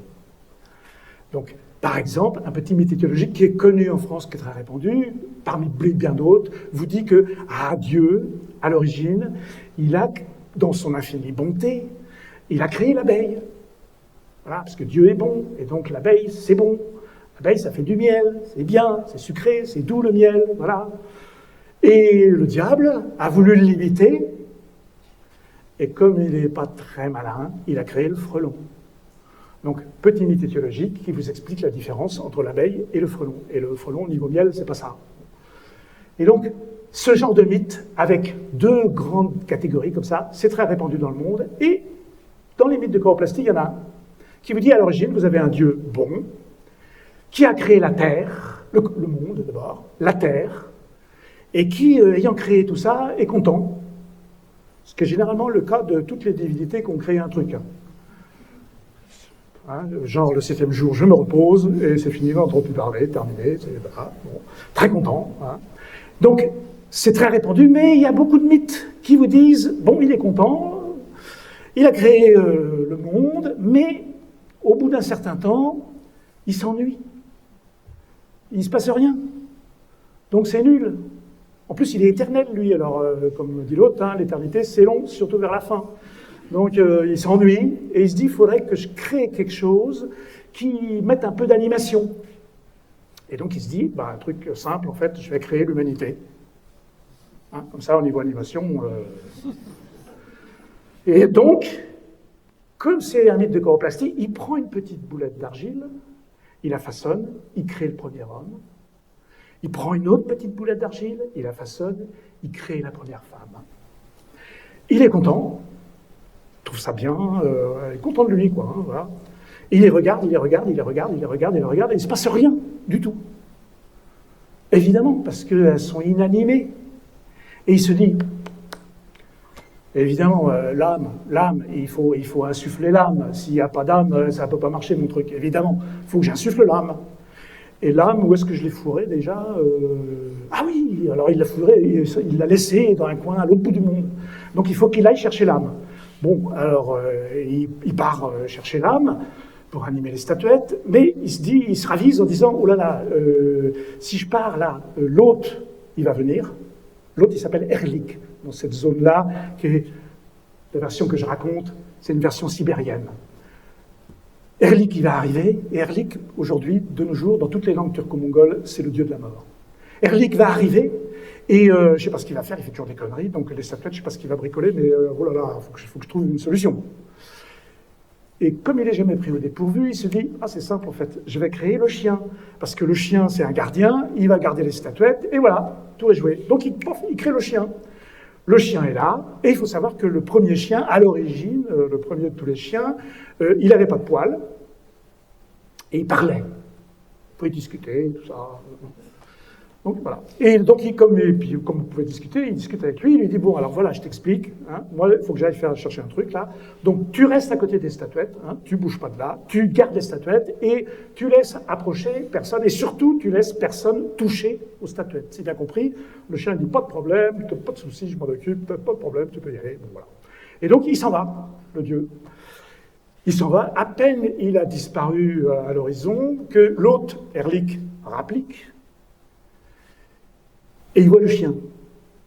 Et le chien, évidemment, lui, on lui a dit de garder les statuettes, donc il est à côté des statuettes comme ça, il regarde Erlik qui rapproche, et puis il fait comme ça. Donc Erlik, il se dit, oups, oh là là, c'est pas bon. Donc il s'approche du chien, il fait attention, et il dit au chien, je rappelle que ça se passe en Sibérie, et qu'en Sibérie, il ne fait pas toujours très chaud. Et le chien, les premiers chiens, comme je vous ai dit, il n'avait pas de poils. Donc le premier chien, il fait griller comme ça, mais en même temps, il fait ça, il n'a pas chaud du tout. Et Erlik lui dit, écoute, le dieu, là, il t'a créé, c'est bien, t'as bonne mine et tout, c'est bien, la queue, tout va bien. Hein. Mais il se croit toujours plus malin que tout le monde, et visiblement, il a oublié un truc, parce que je vois bien que t'as froid. Tu trembles, là, tu grelottes, c'est pas possible, quoi. Si tu veux, hein, voilà. Moi, je peux te proposer un truc. Hein. Je te propose une robe hein, que tu pourras porter, tu la gardes après, hein, je te propose, tu la gardes, qui te donnera chaud, et tu auras chaud toute ta vie après, et tous tes descendants, pareil, ils la garderont, ils auront la même. Et tous vous, les chiens, vous n'aurez plus jamais froid grâce à cette robe-là. Voilà. Enfin, c'est comme tu veux. Hein. Le chien, il est là comme ça, donc l'histoire de la robe, ça, il se dit pas mal. Et il dit, bon, j'ai une petite condition, évidemment, toute petite condition, c'est que tu me laisses approcher des deux statuettes. Mais je touche pas. J'approche, je regarde et tout, je touche pas, il n'y a pas de problème. Hein. Le chien, il dit, la robe et tout ça, puis l'autre, il a dit qu'il fallait pas qu'il y touche, donc s'il touche pas, ça va, il s'approche un peu, bon, c'est pas grave, tout ça, bon, il dit, ok, mais tu touches pas. Hein. Donc, Erlich s'approche au-dessus il arrive aux statuettes, elles sont par terre, là, les deux, sur un petit caillou, hein, et il se penche au-dessus des deux statuettes, il racle sa gorge comme ça, et sur chaque statuette, il crache un énorme crachat. Genre les gros verres, là, vous savez. Et je plaf sur chaque statuette. Et le chien, il se dit, oh là là là, j'ai fait une connerie, c'est sûr, j'ai fait une connerie. Et l'autre, il s'en va. Un petit moment après, le dieu bon revient. Il revient et il voit de très loin, il voit que le chien, il a des poils. Il se dit, bon, d'accord. Il va trouver le chien, il dit, bon, c'était quand même clair, c'était pas compliqué non plus, hein.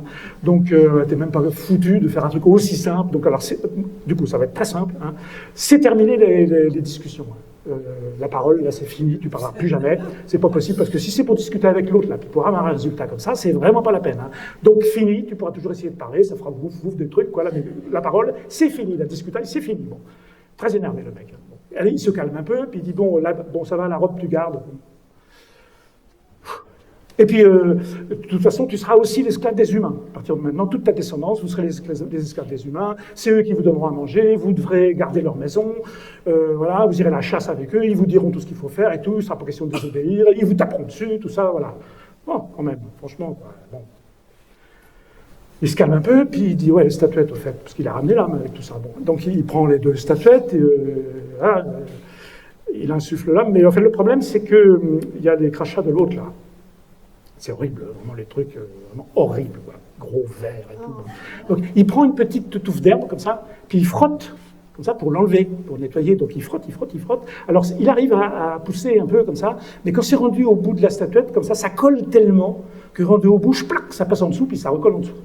Donc il retourne, il fait pareil, pareil, il n'y arrive pas.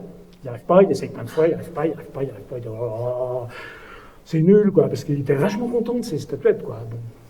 Alors à un moment donné, il a une idée, parce que comme elles sont en argile et puis qu'elles sont encore un petit peu molles, eh bien il prend chaque statuette et il les retourne comme un gant.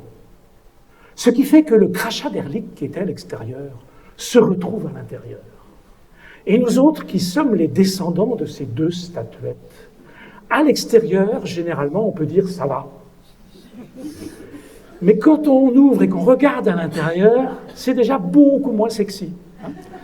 Parce qu'il y a les crachats d'Erlich qui sont là-dedans, c'est pas très agralant, comme on dit par chez moi, c'est pas terrible, quoi. Et en plus, et non seulement ils sont restés à l'intérieur, mais ça fermente là-dedans, voilà. Ce qui fait que régulièrement, on tombe malade. Et quand on tombe malade, on crache. Pourquoi on crache? Parce qu'on essaie d'expectorer les crachats d'Erlich pour s'en débarrasser une fois pour toutes, mais tous les hivers ça reprend, et c'est toujours pareil, on n'y arrive jamais, on tombe malade, et un jour, on meurt. Et ce mythe répond tout à fait à la définition du mythe par Lévi-Strauss, qui vous dit qu'un mythe, c'est une histoire qui explique d'une seule haleine des tas de choses que nous autres, avec notre rationalité, nous n'aurions jamais pensé à réunir ensemble. Réunir avec une explication les raisons pour lesquelles, d'abord, expliquer l'origine de l'humanité, de l'homme et de la femme, parce que déjà que ce soit sexué, c'est pas si évident. Et puis, pourquoi nous sommes malades, pourquoi nous crachons, pourquoi nous mourons, pourquoi le chien ne parle pas, pourquoi le chien a une robe de poil, pourquoi le chien c'est un gardien, pourquoi le chien part à la chasse avec nous, etc. C'est une histoire qui explique tout ça d'un seul coup. Et ça, c'est un des propres des mythes aussi, qui explique des tas de trucs différents avec une seule histoire. Donc le mythe du corps souillé, vous le voyez ici, sa répartition. Vous voyez que sa répartition, elle est extrêmement limitée. Sibérie, et puis une extension du côté des, faut que je fasse attention, du côté des Balkans, voilà, ces petites répartitions à l'échelle mondiale. Alors, si je compare la répartition du mythe souillé avec la répartition d'un autre mythe de l'origine de l'humanité, qui est le mythe de l'émergence que je vous ai raconté plus tôt, je vois que ces deux répartitions sont extrêmement différentes et qu'elles ne sont pas aléatoires. Et que non seulement elles ne sont pas aléatoires et qu'elles sont extrêmement différentes, mais qu'en plus elles sont complémentaires. Ce qui veut dire quelque chose qu'il était impossible de voir sans faire une base de données et sans faire des cartes. C'est que les mythes universels, il faut oublier, c'est que la répartition des mythes n'est pas aléatoire et que tout ça demande une explication. Comment se fait-il qu'on ait ce genre de répartition qui ne tombe absolument pas sous le sens et a priori, on ne voit pas de raison. Et je peux faire ça pour beaucoup d'autres mythes. Par exemple, ça c'est un autre mythe, le plongeon créateur. Je ne vous le raconte pas parce que, juste en 2 mots, c'est à l'origine, il n'y a que de l'eau. Je vous raconterai plus longuement après si vous voulez, si vous avez le temps. Il n'y a que de l'eau. Il faut créer les continents avant de créer l'humanité. Et donc, le Dieu qui s'ennuie, comme d'habitude, décide de créer l'humanité. Avant, il faut créer les continents. Il demande à un animal de descendre au fond des océans primordiaux pour prendre un peu de limon, le ramener à la surface. Il va saupoudrer ce limon à la surface des eaux primordiales. Le limon va se poser sur la surface des océans primordiaux, va se prendre sous forme de gel, comme un gel, qui va rester là, qui va s'étendre sur l'océan. Tous les oiseaux du monde vont venir battre des ailes et fixer ce gel sous la forme des continents sur lesquels ensuite le Dieu peut créer l'humanité. C'est le mythe du plongeon cosmogonique ou du plongeon primordial. Voici sa répartition. Et voici une des raisons pour lesquelles aussi je préfère la projection de Peirce. Parce que je viens de vous raconter cette histoire de manière très rapide et très simple, parce qu'on n'a pas le temps, puis parce que vous ne la connaissez pas, donc je suis bien obligé de vous la raconter un peu. Enfin, je pense que vous ne la connaissiez pas. Donc je suis bien obligé de la raconter un peu. Mais non, sachez que ces histoires, n'importe laquelle, pour la raconter correctement, il faudrait tout le temps de la conférence. Et moi, les histoires, je ne les raconte pas ici comme un conteur, un peu quand même, mais simplement parce que c'est ma matière pour démontrer autre chose. Et là, une histoire qui ne tombe pas sous le sens, qui est longue à raconter, qui comprend des détails très bizarres, des détails que, si on les enlève de l'histoire, ça ne change pas l'histoire, mais les gens les racontent quand même.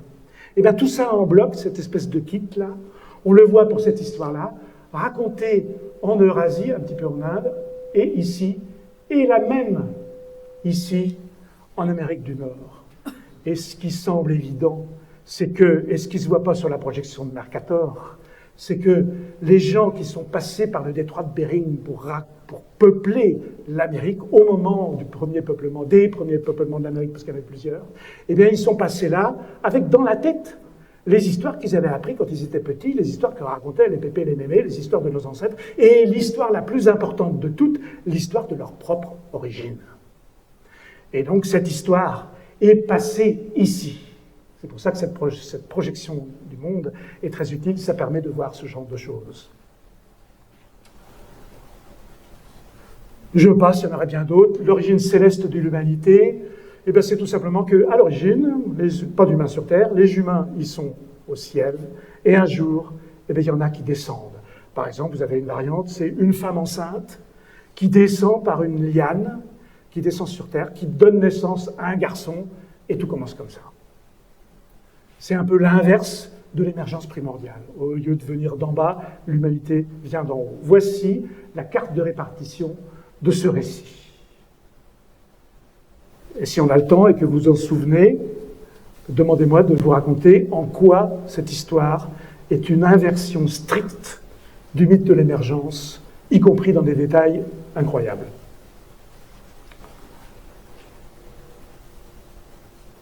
Alors, je vais peut-être pouvoir commencer à répondre à ma question.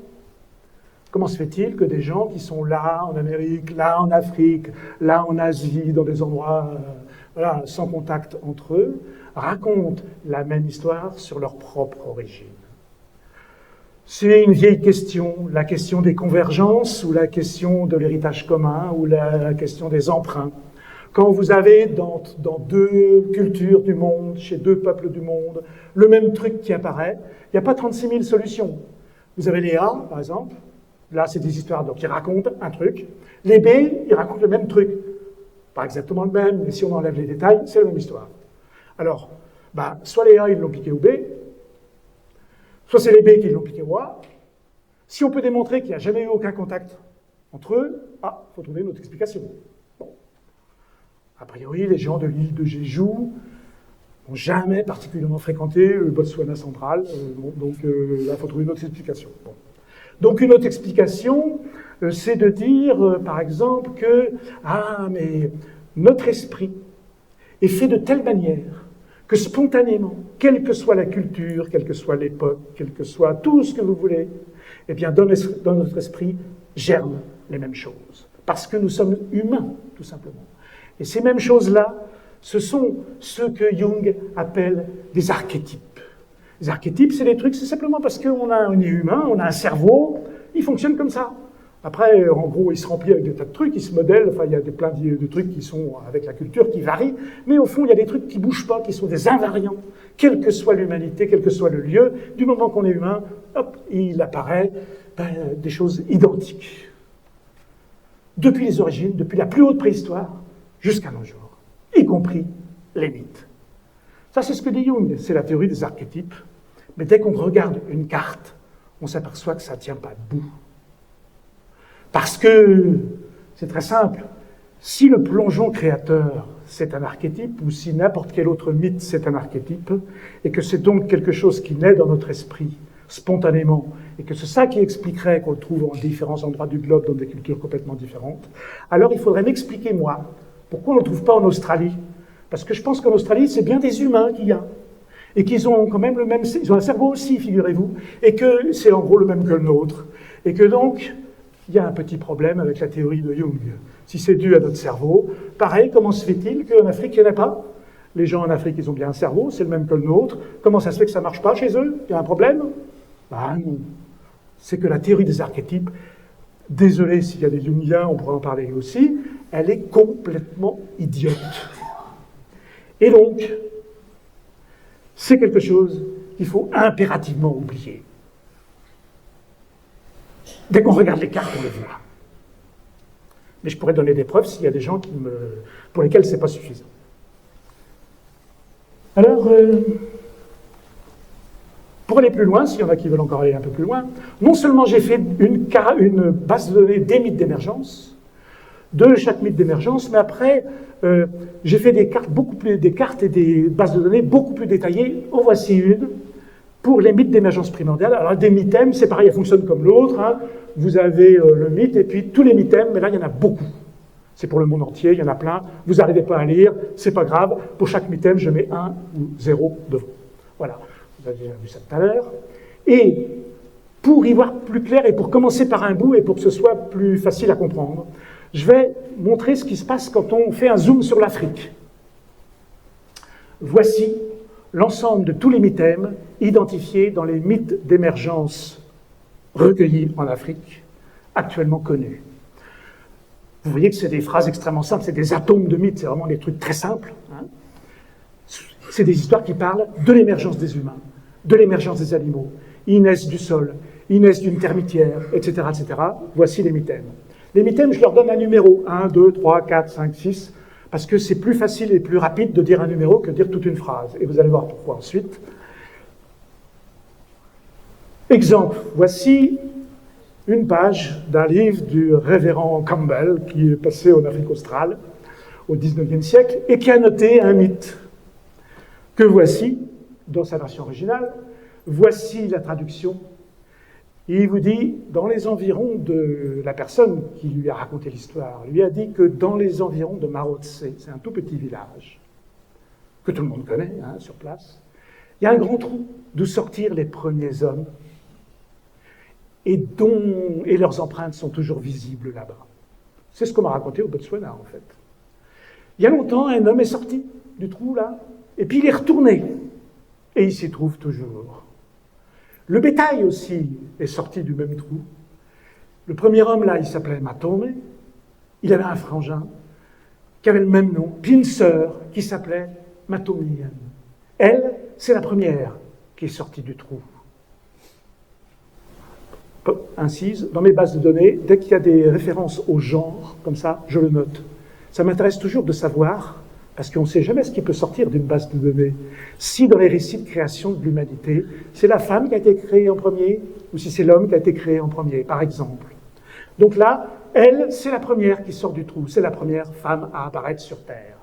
Elle était chargée de s'occuper du bétail, mais son frère, Matomé, il est sorti aussi, apparemment c'était pas vraiment prévu, mais il est sorti aussi, et il a laissé le bétail s'échapper. Du coup, elle, très en colère, qui possédait une drogue de vie et de mort, est retournée au trou, a jeté la drogue de vie dans le trou, et y est toujours, ce qui fait que la maladie et la mort règnent dans le monde jusqu'à maintenant. C'est encore une fois un mythe qui vous explique plein de choses avec une seule histoire et qui vous explique grosso modo les mêmes choses. L'origine de l'homme, l'origine de la femme, l'origine des animaux, l'origine des maladies, l'origine de la mort. Plein de récits expliquent ces choses-là ensemble. Et là, si la mort est arrivée dans le monde, si la vie est brève, c'est la faute à qui? À un homme. J'y insiste. C'est une des raisons pour lesquelles, quand on s'occupe de mythologie, il ne faut pas se précipiter sur les explications quand on a juste 2-3 versions. Parce que tous les gens qui se sont évertués à gloser sur la faute féminine en ne s'appuyant que sur la Bible et 2 ou 3 autres versions, en fait, ils ne s'appuient que sur une version, sur des centaines et des centaines de mythes, dont aucun n'est plus important que l'autre d'un point de vue objectif. Ce qui fait l'importance, peut-être, c'est qu'il y a des gens qui y croient, puis d'autres qui y croient pas, mais ça ne me dit rien sur le contenu de l'histoire. Et c'est pas ça qui m'intéresse, moi, personnellement. Il y a le droit d'y croire, il y a le droit de pas y croire. C'est pas ça qui m'intéresse. Je dis pas que c'est pas intéressant. C'est pas ça qui m'intéresse méthodologiquement. Ce qui m'intéresse, c'est les histoires et ce qu'on peut en conclure, ce qu'on peut en tirer sur l'histoire de l'humanité et sur la préhistoire de l'humanité. Alors, ce mythe-là, que vous venez de lire et que je vous ai oralisé, là, le voici sous la forme de la liste des mythèmes qui sont attestés.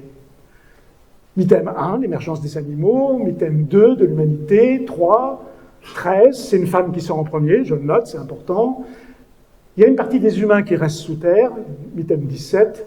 Ça explique l'origine des maladies et de la mort, mythème 22. Et autour de l'émergence, on voit, comme on m'a raconté au Botswana, et comme ça se dit en plein d'endroits, on voit encore les empreintes des animaux et des humains qui sont sortis là. Mythème numéro 26. Pourquoi je note ça avec des numéros 1, 2, 3, 13, 26 ? Parce que je vais pouvoir faire une matrice. Qu'est-ce que c'est qu'une matrice? C'est un rectangle avec des chiffres. Pas compliqué, hein? Voici la matrice des mythes africains de l'émergence. Si je vous avais présenté ça sans rien raconter au début, ça vous aurait semblé complètement abscon. Mais maintenant que vous savez, vous pouvez lire ça. À gauche, dans la colonne, vous avez la région de provenance. AFRN, c'est l'Afrique du Nord.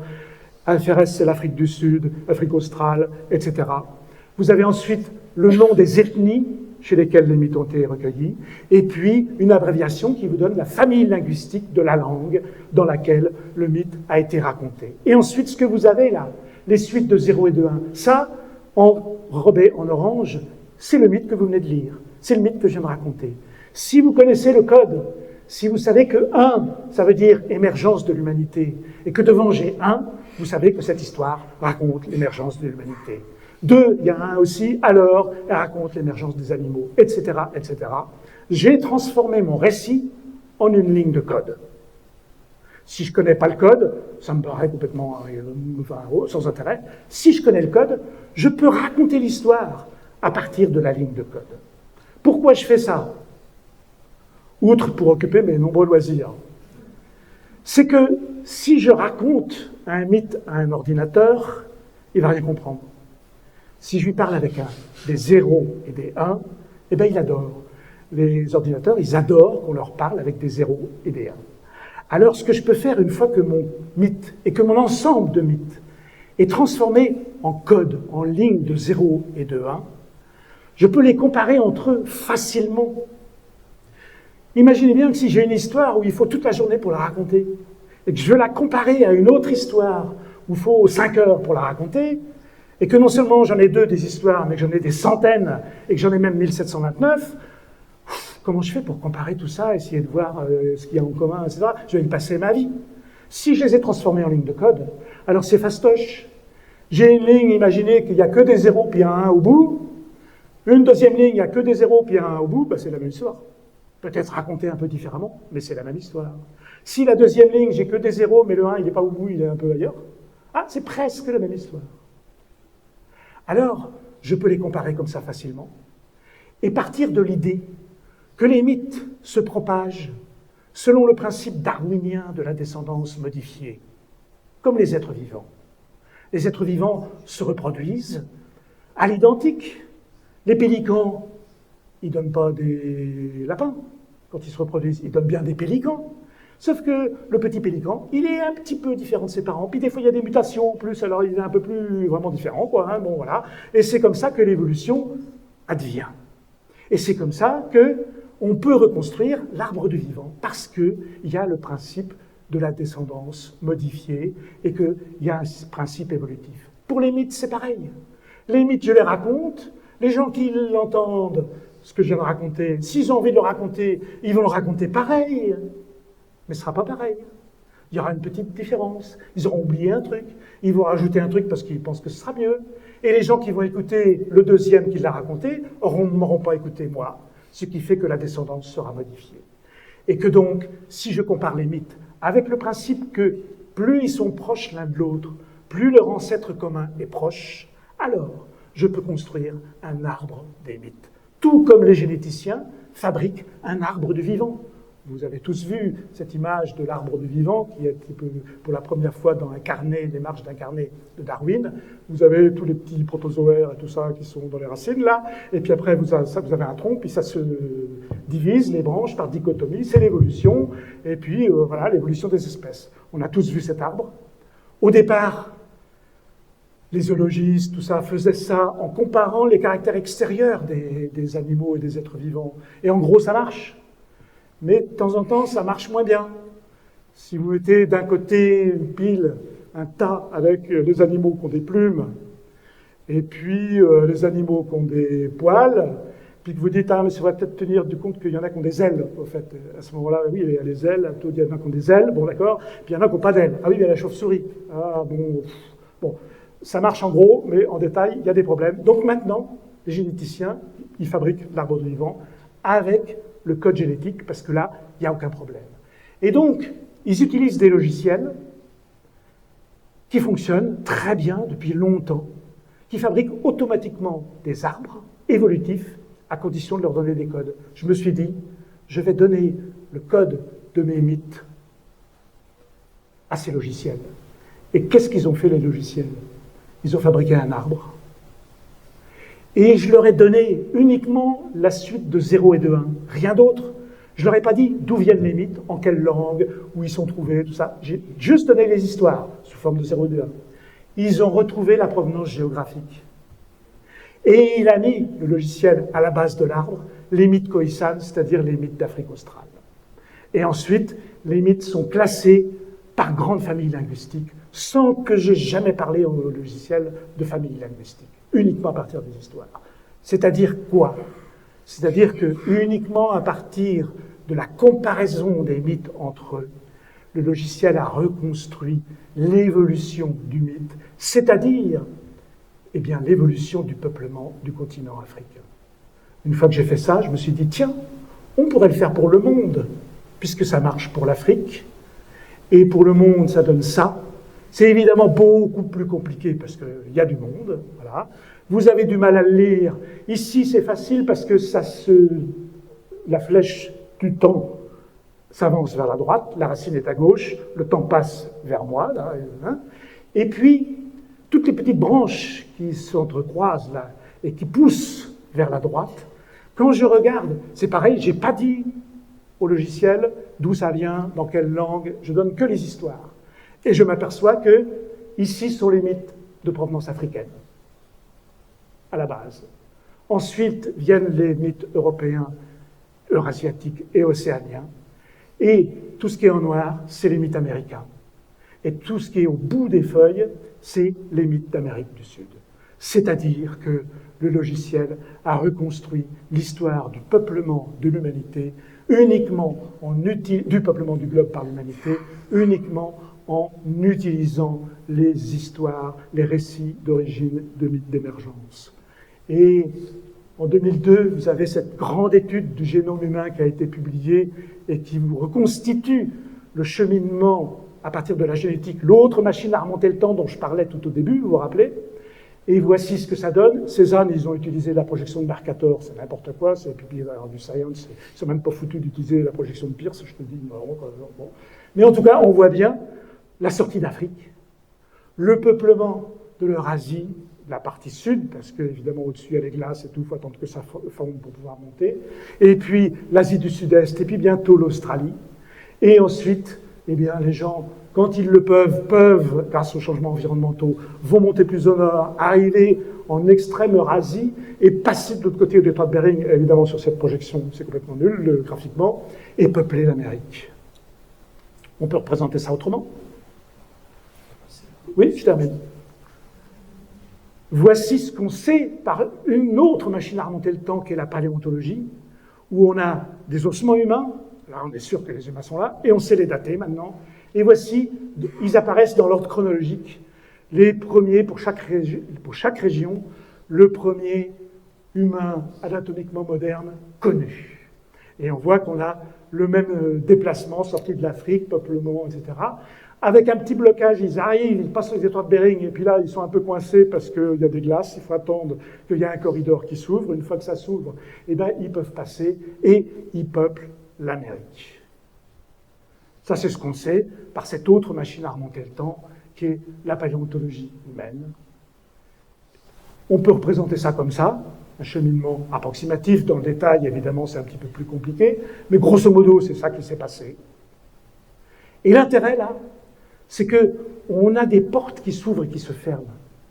Passer en Amérique par le détroit de Bering, c'est pas il y a 350 000 ans, et c'est pas c'est pas il y a 3 semaines non plus, et c'est pas en 5000. On a, grosso modo, même si c'est imprécis, voilà, on sait que c'est autour de quelque chose comme 15 000, un peu moins, un peu plus, ça discute, je ne rentre pas dans le détail. Le peuplement de l'Australie, c'est pareil. On sait que, grosso modo, c'est facile, 50 000. Il y a des gens qui disent 65 000, tout ça, mais 50 000, c'est sûr. Et donc, et la sortie de l'Afrique, c'est pareil, on a des dates. Ce qui fait que ce cheminement, il est grosso modo daté. Et donc, tout se passe comme si on avait eu l'origine, des mythes d'origine, l'émergence en tout cas, serait située en Afrique, pour moi, probablement en Afrique australe, et passée en Eurasie avec les gens qui sont sortis à un moment donné. Ils ont peuplé le globe avec dans la tête cette histoire. Et voici comment s'est diffusé le mythe de l'émergence primordiale qui correspond à mes cartes de répartition de ce mythe. Et ensuite est apparu en Eurasie le mythe du plongeon cosmogonique. Il est beaucoup plus récent, ce qui fait qu'il s'est déplacé, qu'il a peuplé le globe de manière très différente et beaucoup moins large, puisqu'il est apparu plus tard que la sortie d'Afrique. Il n'est pas en Afrique.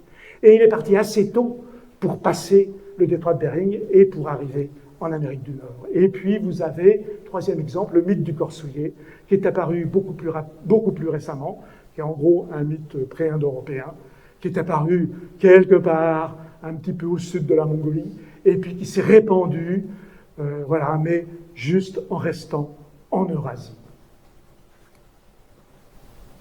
Tout ça, et je termine, tout ça, évidemment que c'est des hypothèses, parce que évidemment que, comme je disais au début, on n'y était pas, et c'est pas possible d'espérer rencontrer quelqu'un et de lui poser la question, oui, alors voilà, j'ai reconstitué avec des cartes, tout ça, là, toi, j'ai fait un truc, là, et je pense que, disons, il y a 100 000 ans, à cet endroit-là, c'est cette histoire-là qui devait se raconter pour l'origine de l'humanité.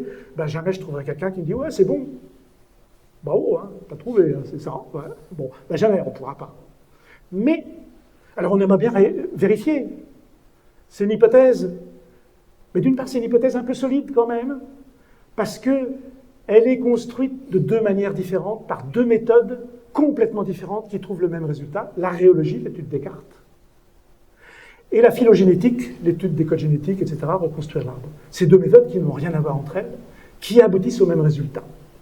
Ah, déjà, c'est pas mal d'avoir un même résultat avec deux méthodes qui n'ont rien à voir entre elles.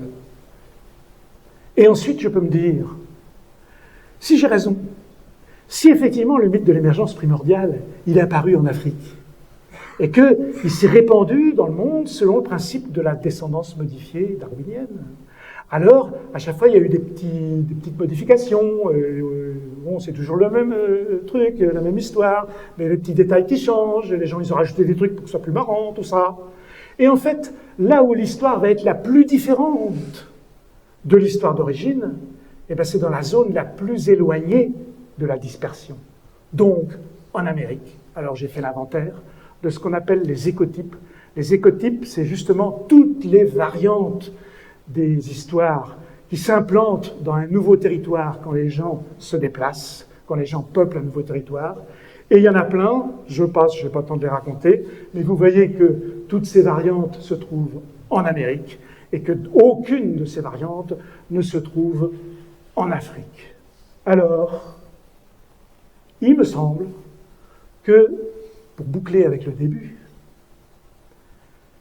les récits d'origine, et d'origine en général, mais les récits de l'origine de l'humanité. Et les récits d'origine de l'humanité dits par un groupe pour son propre groupe. C'est quelque chose qui résiste au temps, parce que c'est très important. C'est les mythes les plus importants de tous les mythes. C'est les mythes qui donnent votre propre origine. Il n'arrive jamais que vous avez un mythe comme ça, sur votre propre origine, vous rencontrez quelqu'un qui en a un autre, ça arrive, mais il n'arrive jamais que les gens disent « Ah, il est bien, tiens, je vais le prendre, il est bien mieux que le mien. » Ben non.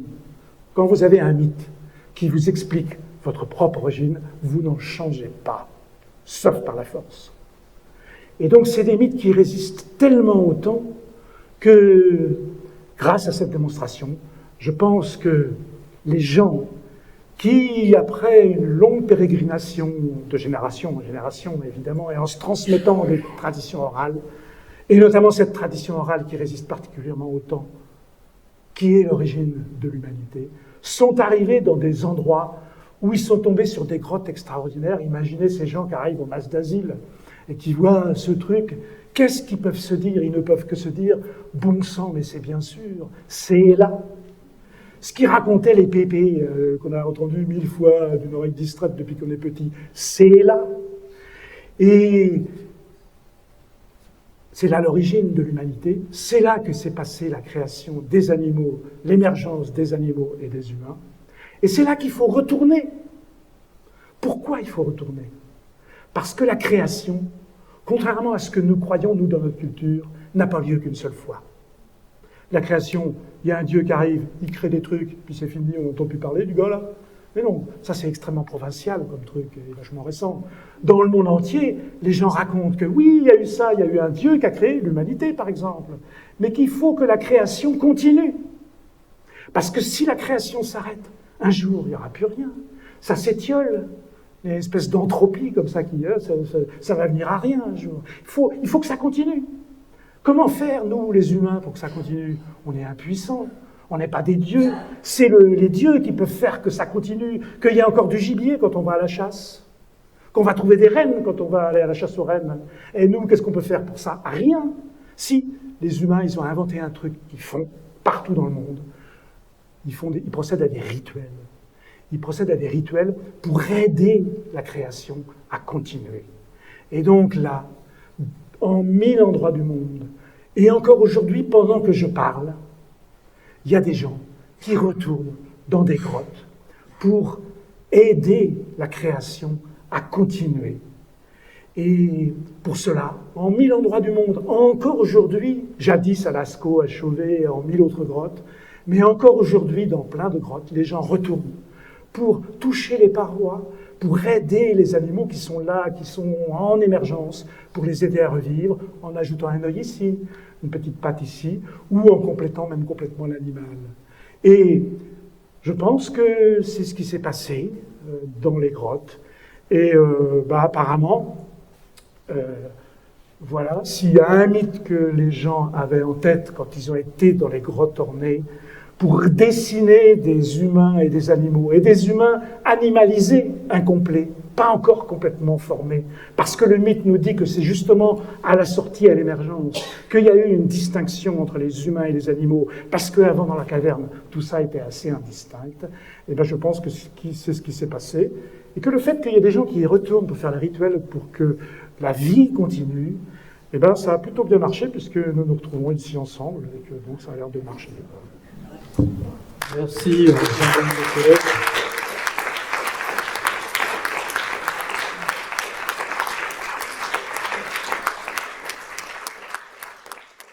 Tout à fait passionnant de A à Z. Donc c'est 22 heures, on a peut-être une demi-heure de débat. Et pour mettre en perspective, je vous dirais que dans nos Pyrénées, c'est plein de mythes, y compris d'origine. Par exemple, dans ma vallée de Massat, il y a le mythe de l'homme de l'étang de l'Hers, créé à l'étang de l'Hers. C'est de manière plus approfondie, plus sérieuse. Il y a le livre de Xavier Ravier, que vous connaissez peut-être, sur la mythologie de la Haute-Bigorre, où vous avez le berger des origines, Mialaris, qui est à l'origine de l'humanité, des saisons, etc.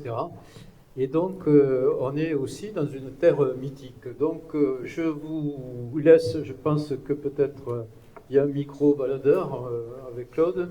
Je vous laisse poser les questions à Jean-Loïc, qui peut parler aussi de la caverne originelle, de ses autres livres, mais surtout de ce que vous venez d'entendre, qui est, à mon avis, un tour de force entre anthropologie, mythologie... C'est brillant. Extrêmement original. Donc... qui veut prendre la parole, poser des questions, faire des remarques, des commentaires? Vous avez vu en plus que c'est un orateur qui ne se prend pas toujours au sérieux et qui rend vivant ce qu'il dit, ce qui compte. Voilà, donc première question d'un spécialiste du gallo-romain.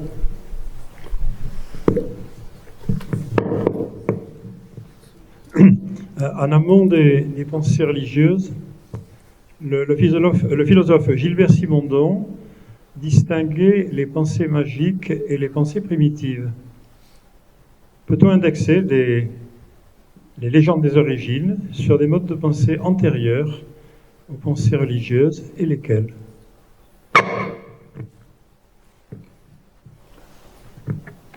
On a longtemps pensé qu'il y avait une évolution de l'esprit de l'humanité. Et on a longtemps pensé qu'il y avait une évolution, par exemple Fraser et beaucoup d'autres auteurs. On pensait qu'il y avait un âge du mythe, suivi d'un âge de la religion, suivi grosso modo d'un âge de la raison, et que par exemple la science allait nous débarrasser de la religion et du mythe. Il y a quelqu'un comme Lévi-Brul qui a beaucoup écrit sur la pensée primitive, sur la mentalité primitive, ce qu'il appelait la mentalité primitive. Ça a eu de beaux restes dans la littérature et dans la philosophie, voilà, puisque la question se pose encore.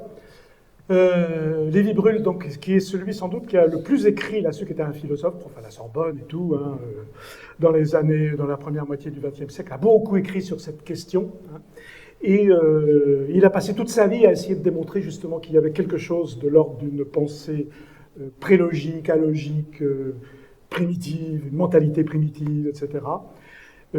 Ça a suscité beaucoup de débats, mais grosso modo, ça a été pris, ça a été accepté très généralement. Et il est mort. Et après sa mort, on a découvert que depuis tout un moment où il était vieux, en retraite, etc., il avait des calepins, des petits calepins, sur lesquels il écrivait des pensées qui lui venaient. Et ces calepins ont été publiés 10 ans après sa mort, notamment par un autre ethnologue qui s'appelle Maurice Lénart, et des gens de la famille de Lévi-Brul. Et on a découvert à ce moment-là qu'il a fait un énorme mea culpa, pas un mea culpa d'un sceptique, hein, cette fois, mais un mea culpa de croyant. C'est-à-dire qu'il a dit qu'il s'était trompé complètement. Il n'y a pas de pensée primitive. Ou, s'il y a une pensée primitive, elle est en chacun de nous. Et il n'y a pas plusieurs humanités. De ce point de vue, il n'y a qu'une seule humanité. Il n'y a pas de primitif. Il n'y a pas de premier, parce que ça, par premier et compagnie, le mot premier, c'est une façon polie de dire la même ânerie. Bon. Mais ça n'existe pas. Ou si ça existe en chacun de nous. En chacun de nous, nous avons quelque chose que, si on veut, on peut appeler primitif, alogique, etc. Et c'est la raison pour laquelle la science coexiste avec le mythe, contrairement à ce que beaucoup d'auteurs ont cru. Pour une raison très simple, c'est que la science démontre et le mythe montre. Le mythe raconte une histoire et cette histoire provoque un dévoilement. C'est comme une initiation. Ça vous révèle une vérité que vous ignoriez avant d'avoir entendu l'histoire. Il vous montre une vérité, le mythe. Tandis que la science, elle démontre. Les deux, ce sont deux récits, des mythoi, ce sont des mythes au sens étymologique, ce sont des récits qui vous exposent une vérité sur le monde. Mais cette vérité, elle est de nature différente. Et elle est tellement différente que le mythe, c'est une vérité inchangeable, intangible sur le monde. Une fois que vous y croyez ou vous y croyez pas, mais si vous y croyez, alors cette vérité ne peut pas être changée. Tandis que par définition, la science doit être changée. Le récit mythique, au sens propre du terme, le récit scientifique, c'est un récit, vous pouvez ne pas être d'accord, tandis que le récit mythique, vous ne pouvez pas ne pas être d'accord. Vous pouvez y croire, ne pas y croire, mais vous ne pouvez pas dire « ouais, c'est bien, mais alors tu vois, là, le moment où le serpent y parle, moi je pense qu'il faudrait changer. » Parce que, non, on ne discute pas de ça. Vous prenez le mythe ou vous ne le prenez pas. Tandis que la science, non seulement vous avez le droit de ne pas être d'accord, mais c'est même comme ça que ça marche. Il faut ne pas être d'accord. Sauf qu'il ne suffit pas d'être d'accord, de ne pas être d'accord, il faut dire pourquoi, et il faut démontrer. Ce qui fait que, dans notre société actuelle, mythe et science coexistent. Et non seulement ils coexistent dans notre société actuelle, ils coexistent dans l'esprit des mêmes personnes. Merci. Alors, une autre question, un autre commentaire? Ici et ici. Bonsoir, merci beaucoup pour votre conférence qui était passionnante et très bien menée. Vous avez dit un moment avec humour, s'il y a des Jungiens dans la salle, on pourra en discuter, mais j'ai pas envie de vous attaquer en faisant un sophisme de l'homme de paille. Du coup, je voulais juste, au préalable, est-ce que vous pourriez réexpliquer, pour que je sois sûr de vraiment pleinement comprendre, pourquoi vous considérez la théorie des archétypes idiote? Oui. Parce que j'ai pas envie de déformer votre argumentaire. Alors, je vais juste donner un exemple, sachant qu'il y en a énormément. Exemple d'archétype, vous m'arrêtez si je ne suis pas d'accord, l'archétype de la terre-mère. C'est un archétype. OK? Donc, l'archétype de la terre-mère, si j'en crois Jung, et que c'est un archétype, du fait que notre esprit, on ne sait pas trop comment ça marche, il n'explique pas. On ne sait pas. Mais il suppose une espèce de transmission de génération en génération, mais peu importe, c'est pas ça le débat. Le fond du truc, c'est de dire, comme c'est un archétype, dans toutes les cultures, enfin partout, à toutes les époques, la terre-mère, ça va émerger. D'accord? Oui. Alors, on connaît la bibliothèque de Jung, elle est en ligne. C'était un maniaque qui, quand il achetait un livre, indiquait sur la première page la date d'achat, et puis ensuite, quand il avait fini de le lire, il écrivait la date. C'est bien pour nous, historiens. On sait ce qu'il a lu, et on sait ce qu'il cite dans ses ouvrages. Pour l'Égypte antique, il a lu le manuel d'Hermann, qui était à son époque, le grand manuel égyptologique. Et dans le manuel d'Hermann, vous avez un mythe qui est hyper connu. La dame qui était égyptologue, est-ce qu'elle est là? Il y avait quelqu'un qui était égyptologue tout à l'heure, elle est partie peut-être? Oui. Alors, si je vous dis Geb et Nout, c'est le ciel et la terre. C'est un mythe de les deux grands êtres qui constituent l'univers, c'est Geb et Nout. Et vous avez sans doute vu cette image, puisque Jung parle beaucoup d'images archétypales, cette image qui représente une divinité allongée comme ça, terre, et puis l'autre qui est penché comme ça par-dessus, avec des étoiles en bleu, avec un corps bleu, puis des étoiles dorées dessus, c'est ciel qui est par-dessus. Et sur plusieurs de ces images, la divinité qui est allongée, et qui est donc terre, a un magnifique phallus, qui se dresse vers ciel pour le féconder. C'est-à-dire que là, on a un magnifique exemple d'archétype du terre-père. Parce que ça se retrouve en plein endroit du globe. Ça se retrouve, par exemple, en Asie du Sud-Est, chez les Kachin. Ça se retrouve en Papouasie-Nouvelle-Guinée. Et si je procède comme Jung a fait, comment il a fait si on lit attentivement son travail et ses démonstrations? Il prend des inventaires et il dit, par exemple, l'archétype de la terre-mère, alors où est-ce qu'on trouve ça? Alors, évidemment, en Grèce. Il lisait le grec dans le texte comme le journal, bon, pas de problème. Et donc, effectivement, on le trouve, Déméter, tout ça, on peut trouver plein de documentations grecques qui attestent. Maintenant, ailleurs, où est-ce que je vais trouver? Donc, l'Inde ancienne, il connaissait pas mal aussi, il s'y intéressait, voilà. Puis après, bon, il y avait son ami Eberhard qui lui traduisait les textes tibétains et chinois, donc et voilà. Et une fois qu'il a trouvé comme ça quelques exemples, eh bien, il décide que c'est un archétype. Si moi je fais pareil, et que je fais pareil en prenant des exemples où c'est la terre qui est masculine, ou c'est terre, parce que je ne mets pas les articles du coup, c'est terre qui est masculine, et ciel qui est féminin, si je procède de la même manière, que je prends des exemples comme ça, puis que je les réunis, puis que je dis, bah, ça fait un archétype, et bien j'ai l'archétype inverse. Ça veut dire que la théorie, c'est complètement ruiné, la démonstration. Il n'y a pas d'archétype de ce type. Du coup, oui, je comprends mieux. Mais du coup, est-ce que c'est pas... Après, est-ce que l'idée, en fait... Moi, je suis tout à fait ouvert à l'idée que c'est une démonstration d'un occidental d'une certaine époque, qui date d'avant les mouvements, tous les études postcoloniales, qui projettent sa culture chrétienne et, comme je dis encore une fois, occidentale sur la notion d'archétype. Tout ça, je l'entends tout à fait. Après, j'ai quand même été beaucoup frappé par exemple, tout le travail qu'a fait le mythologue Joseph Campbell, qui est un Jungien convaincu. Exactement, voilà. Et et effectivement, là, c'est pour ça que j'insiste sur le mot occidental, qui nous explique du coup qu'il y a un monomythe du héros du voyage du héros qu'on retrouve notamment dans plein d'œuvres de la culture populaire comme Harry Potter, Star Wars, Le Seigneur des Anneaux, Dune, etc. Et à titre personnel, quand j'ai découvert chacune de ces œuvres, adolescent ou plus récemment, ou enfant, elles m'ont profondément marqué comme la majorité des autres œuvres littéraires que je lisais à l'époque ne m'ont pas marqué. Et j'ai senti qu'il y avait quelque chose de presque de l'ordre presque, je ne veux pas dire biologique, mais quelque chose en moi inconscient qui ressentait les enseignements ancestraux de ces histoires. Et donc, du coup, j'entends volontiers que ça concerne, que ça concerne la culture, que ça se limite à la culture occidentale, parce que c'est des œuvres d'auteurs anglo-saxons et tout. Mais après, de là à dire que le concept d'archétype est idiot et complètement dénué de sens, il me semble qu'il y a un peu, en fait, un pas un peu grand qui est fait, mais après vous le dites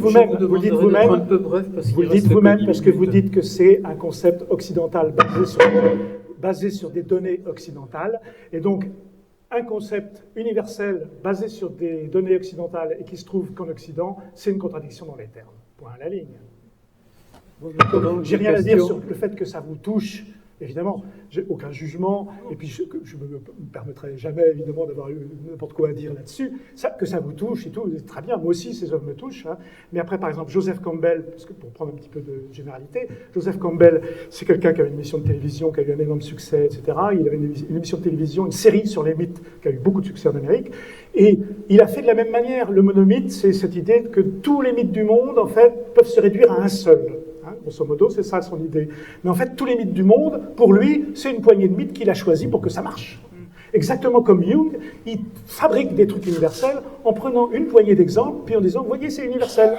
Mais ce genre d'argument est tellement facile à ruiner dès que vous trouvez un contre-exemple.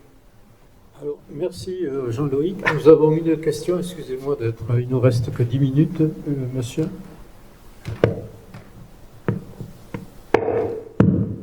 Si ça intéresse des gens, je sais pas, c'est le mien qui est là. Trop près du... Non, je pense pas que c'est ça. Non, j'ai pas bougé trop.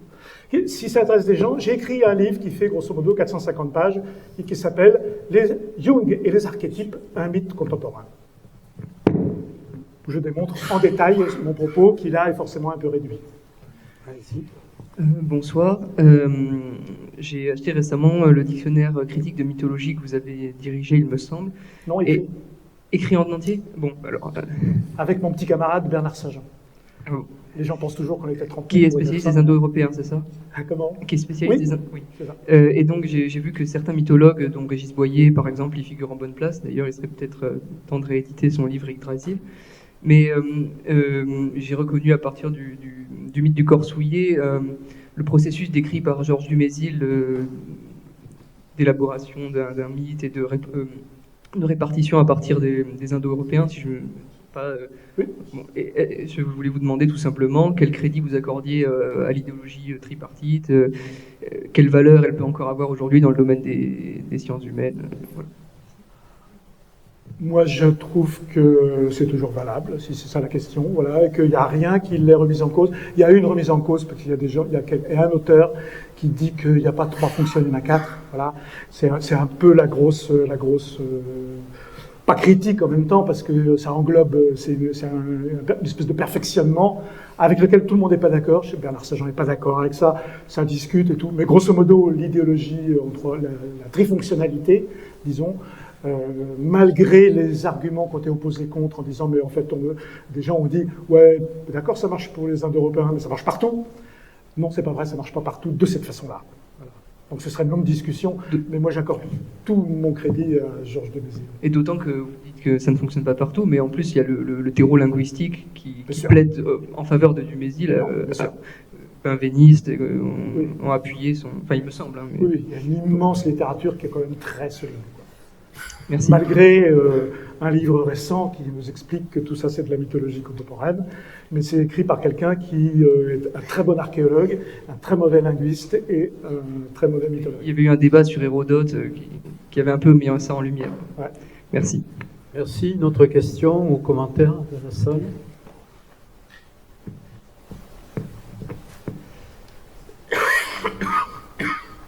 Alors, 2 questions en même temps.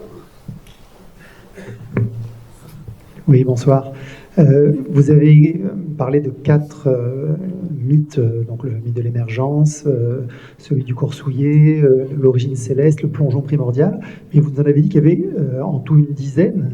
Est-ce que vous pouvez nous citer les 6 autres? De mémoire, il y a par exemple la création ex nihilo. Le dieu qui dit, hop, voilà, c'est juste avec le verbe. La puissance de la parole, la fonction, alors, le summum de la fonction performative de la parole, voilà, du fait que le Dieu dise les humains sont, ils sont. Voilà, il y a ça. Et après, il y a des trucs, il y a une grande catégorie qu'on peut subdiviser où les humains sont créés avec, je dirais, pour dire simple, des sous-produits du corps du Dieu. Par exemple, il éjacule. Et ça crée les premiers humains. Ou alors, il y a en Inde, par exemple, il y a des variantes où il s'est pas lavé depuis très longtemps, il est très, ça le gratte et tout, il est vraiment très crade, il se gratte, et il s'enlève des squames partout, tellement c'est sale et tout, et après il se nettoie les ongles, ça tombe, c'est les premiers humains. Donc voilà, ce genre de... faut quand même y penser. C'est pour ça aussi qu'il y a des histoires qui sont tellement bizarres, enfin, disons, qui ne tombent pas sous le sens, qui ne sont pas du tout évidentes, surtout quand elles sont longues, avec à l'intérieur plein d'autres détails aussi abracadabrants, que l'explication la plus simple pour leur diffusion, c'est par diffusion et par emprunt et par héritage. Voilà. C'est beaucoup plus simple si on prend, comme disent les épistémologues, l'explication la plus économique. Hein, et bien c'est celle qui fait l'économie de penser que à chaque fois tout ça a été réinventé dans le même ordre, ce qui est là complètement abracadabrant, malgré nos amis qui pensent que ça pourrait être archétypal. Juste, par rapport à l'archétype, vous parliez de Geb qui est masculin. Et est-ce que l'opposition masculin-féminin entre le ciel et la terre ou entre le soleil et la lune n'est pas, lui par contre, un archétype? N'est pas, j'ai pas entendu la fin. Un archétype, le fait d'opposer le sexe du terre et du ciel, de la terre et du ciel, ou de la lune et du soleil, est-ce que ces oppositions-là ne sont pas archétypales? Ça rejoint la question qui a été posée à Leroi-Gourhan à propos de sa classification des signes, par exemple, et ensuite dans l'art des grottes en général, puisque lui, il a pensé reconnaître une grande dichotomie, hein, 2 grands ensembles. Et c'est d'abord ça qu'il a fait, avec ses fiches, etc. Il a considéré qu'il y avait 2 grands ensembles, et ensuite il s'est dit, on l'a accusé de sexualiser l'art préhistorique, mais il a dit... une réponse qui vaut pour votre question, qui est de dire l'esprit fonctionne par opposition, l'esprit humain fonctionne comme ça, par dichotomie et opposition. Et donc, les grandes oppositions visibles, expérimentables, quelqu'un parlait de l'expérience ce matin, je ne sais plus qui c'est, mais ce qu'on expérimente en tant qu'être humain comme grandes oppositions, c'est justement mâle, femelle, nuit, jour, ces grandes oppositions-là qui, elles, sont universelles. Voilà. Et donc, ça suffit pour expliquer que dès que vous avez une grande opposition, elle peut être superposée symboliquement à une autre. Si vous avez jour, nuit, pur, impur, etc., tous ces grands trucs, eh bien, vous pouvez les décliner puis faire les relier entre elles. Voilà. Et donc ça, c'est un truc qui fonctionne dans notre esprit spontanément parce que nous pensons de cette façon-là. Nous pensons par opposition. On ne peut pas faire autrement. Une dernière question. Qui c'est qui demandait? Le parole, monsieur. Oui. Oui. Monsieur devant. Je voulais juste rajouter que même dans l'allemand, on dit la soleil oui. Et le terre de nos jours, donc ça continue, quoi, l'inversion. Mais ça, alors du coup, juste une petite seconde. Il y a des études qui ont été faites là-dessus. Effectivement, on peut penser que c'est linguistique et on a prouvé que c'est pas linguistique. Parce qu'il y a des langues dans lesquelles on dit le soleil et la terre, voilà, et dans lesquelles c'est pas superposable au sexe. Ou inversement. C'est pas lié. Ça peut l'être et ça peut ne pas l'être. Donc c'est très compliqué l'affaire. Oui, moi j'aurais voulu savoir s'il y avait le mythème de l'ours qui était présent dans votre base de données. Et si oui, quelle est son aire de répartition? Alors, le mythème de l'ours, c'est pas un mythème. Ce qui serait un mythème, c'est de dire, par exemple, un jour un humain s'est transformé en ours, ou un jour un ours s'est transformé en humain. Ça, c'est un mythème. Tu vois, un mot ne peut pas être un mythème. Une image ne peut pas être un mythème. Du coup, est-ce que la présence de l'ours dans l'émergence des humains depuis une grotte? Alors, à ma connaissance, je ne connais pas de mythe d'émergence dans lequel l'ours joue un rôle, spécifiquement. Très généralement, c'est les animaux. Parfois, on réduit au bétail, comme là en Afrique, parce qu'évidemment, c'est des populations qu'on a appelées les boomaniaques. Pour eux, le bétail, c'est central dans leur façon de voir le monde. Bon. Mais généralement, c'est les animaux. Monsieur fait allusion au mythe de l'ours dans les Pyrénées, oui, aussi en Sibérie. Il y a un énorme dossier sur l'ours dans la préhistoire, le culte de l'ours et tout ça. Je sais bien tout ce qu'il y a derrière, mais pour répondre précisément à la question et pas être trop long, parce que si on se lance dans le culte de l'ours, je pense que là, bon, c'est 4 heures du matin, hein. Puis encore, ce ne sera pas fini, on aura commencé. Mais pour répondre précisément à la question, voilà, je ne connais pas de mythe d'émergence dans lesquels l'ours intervient nommément, si je peux dire. Hein. J'aimerais bien, hein, mais non, je ne connais pas. Bon, eh bien, écoutez, on vous remercie, on remercie l'orateur. Vous poserez vos questions après. Malheureusement, c'est un peu tard, on a la salle.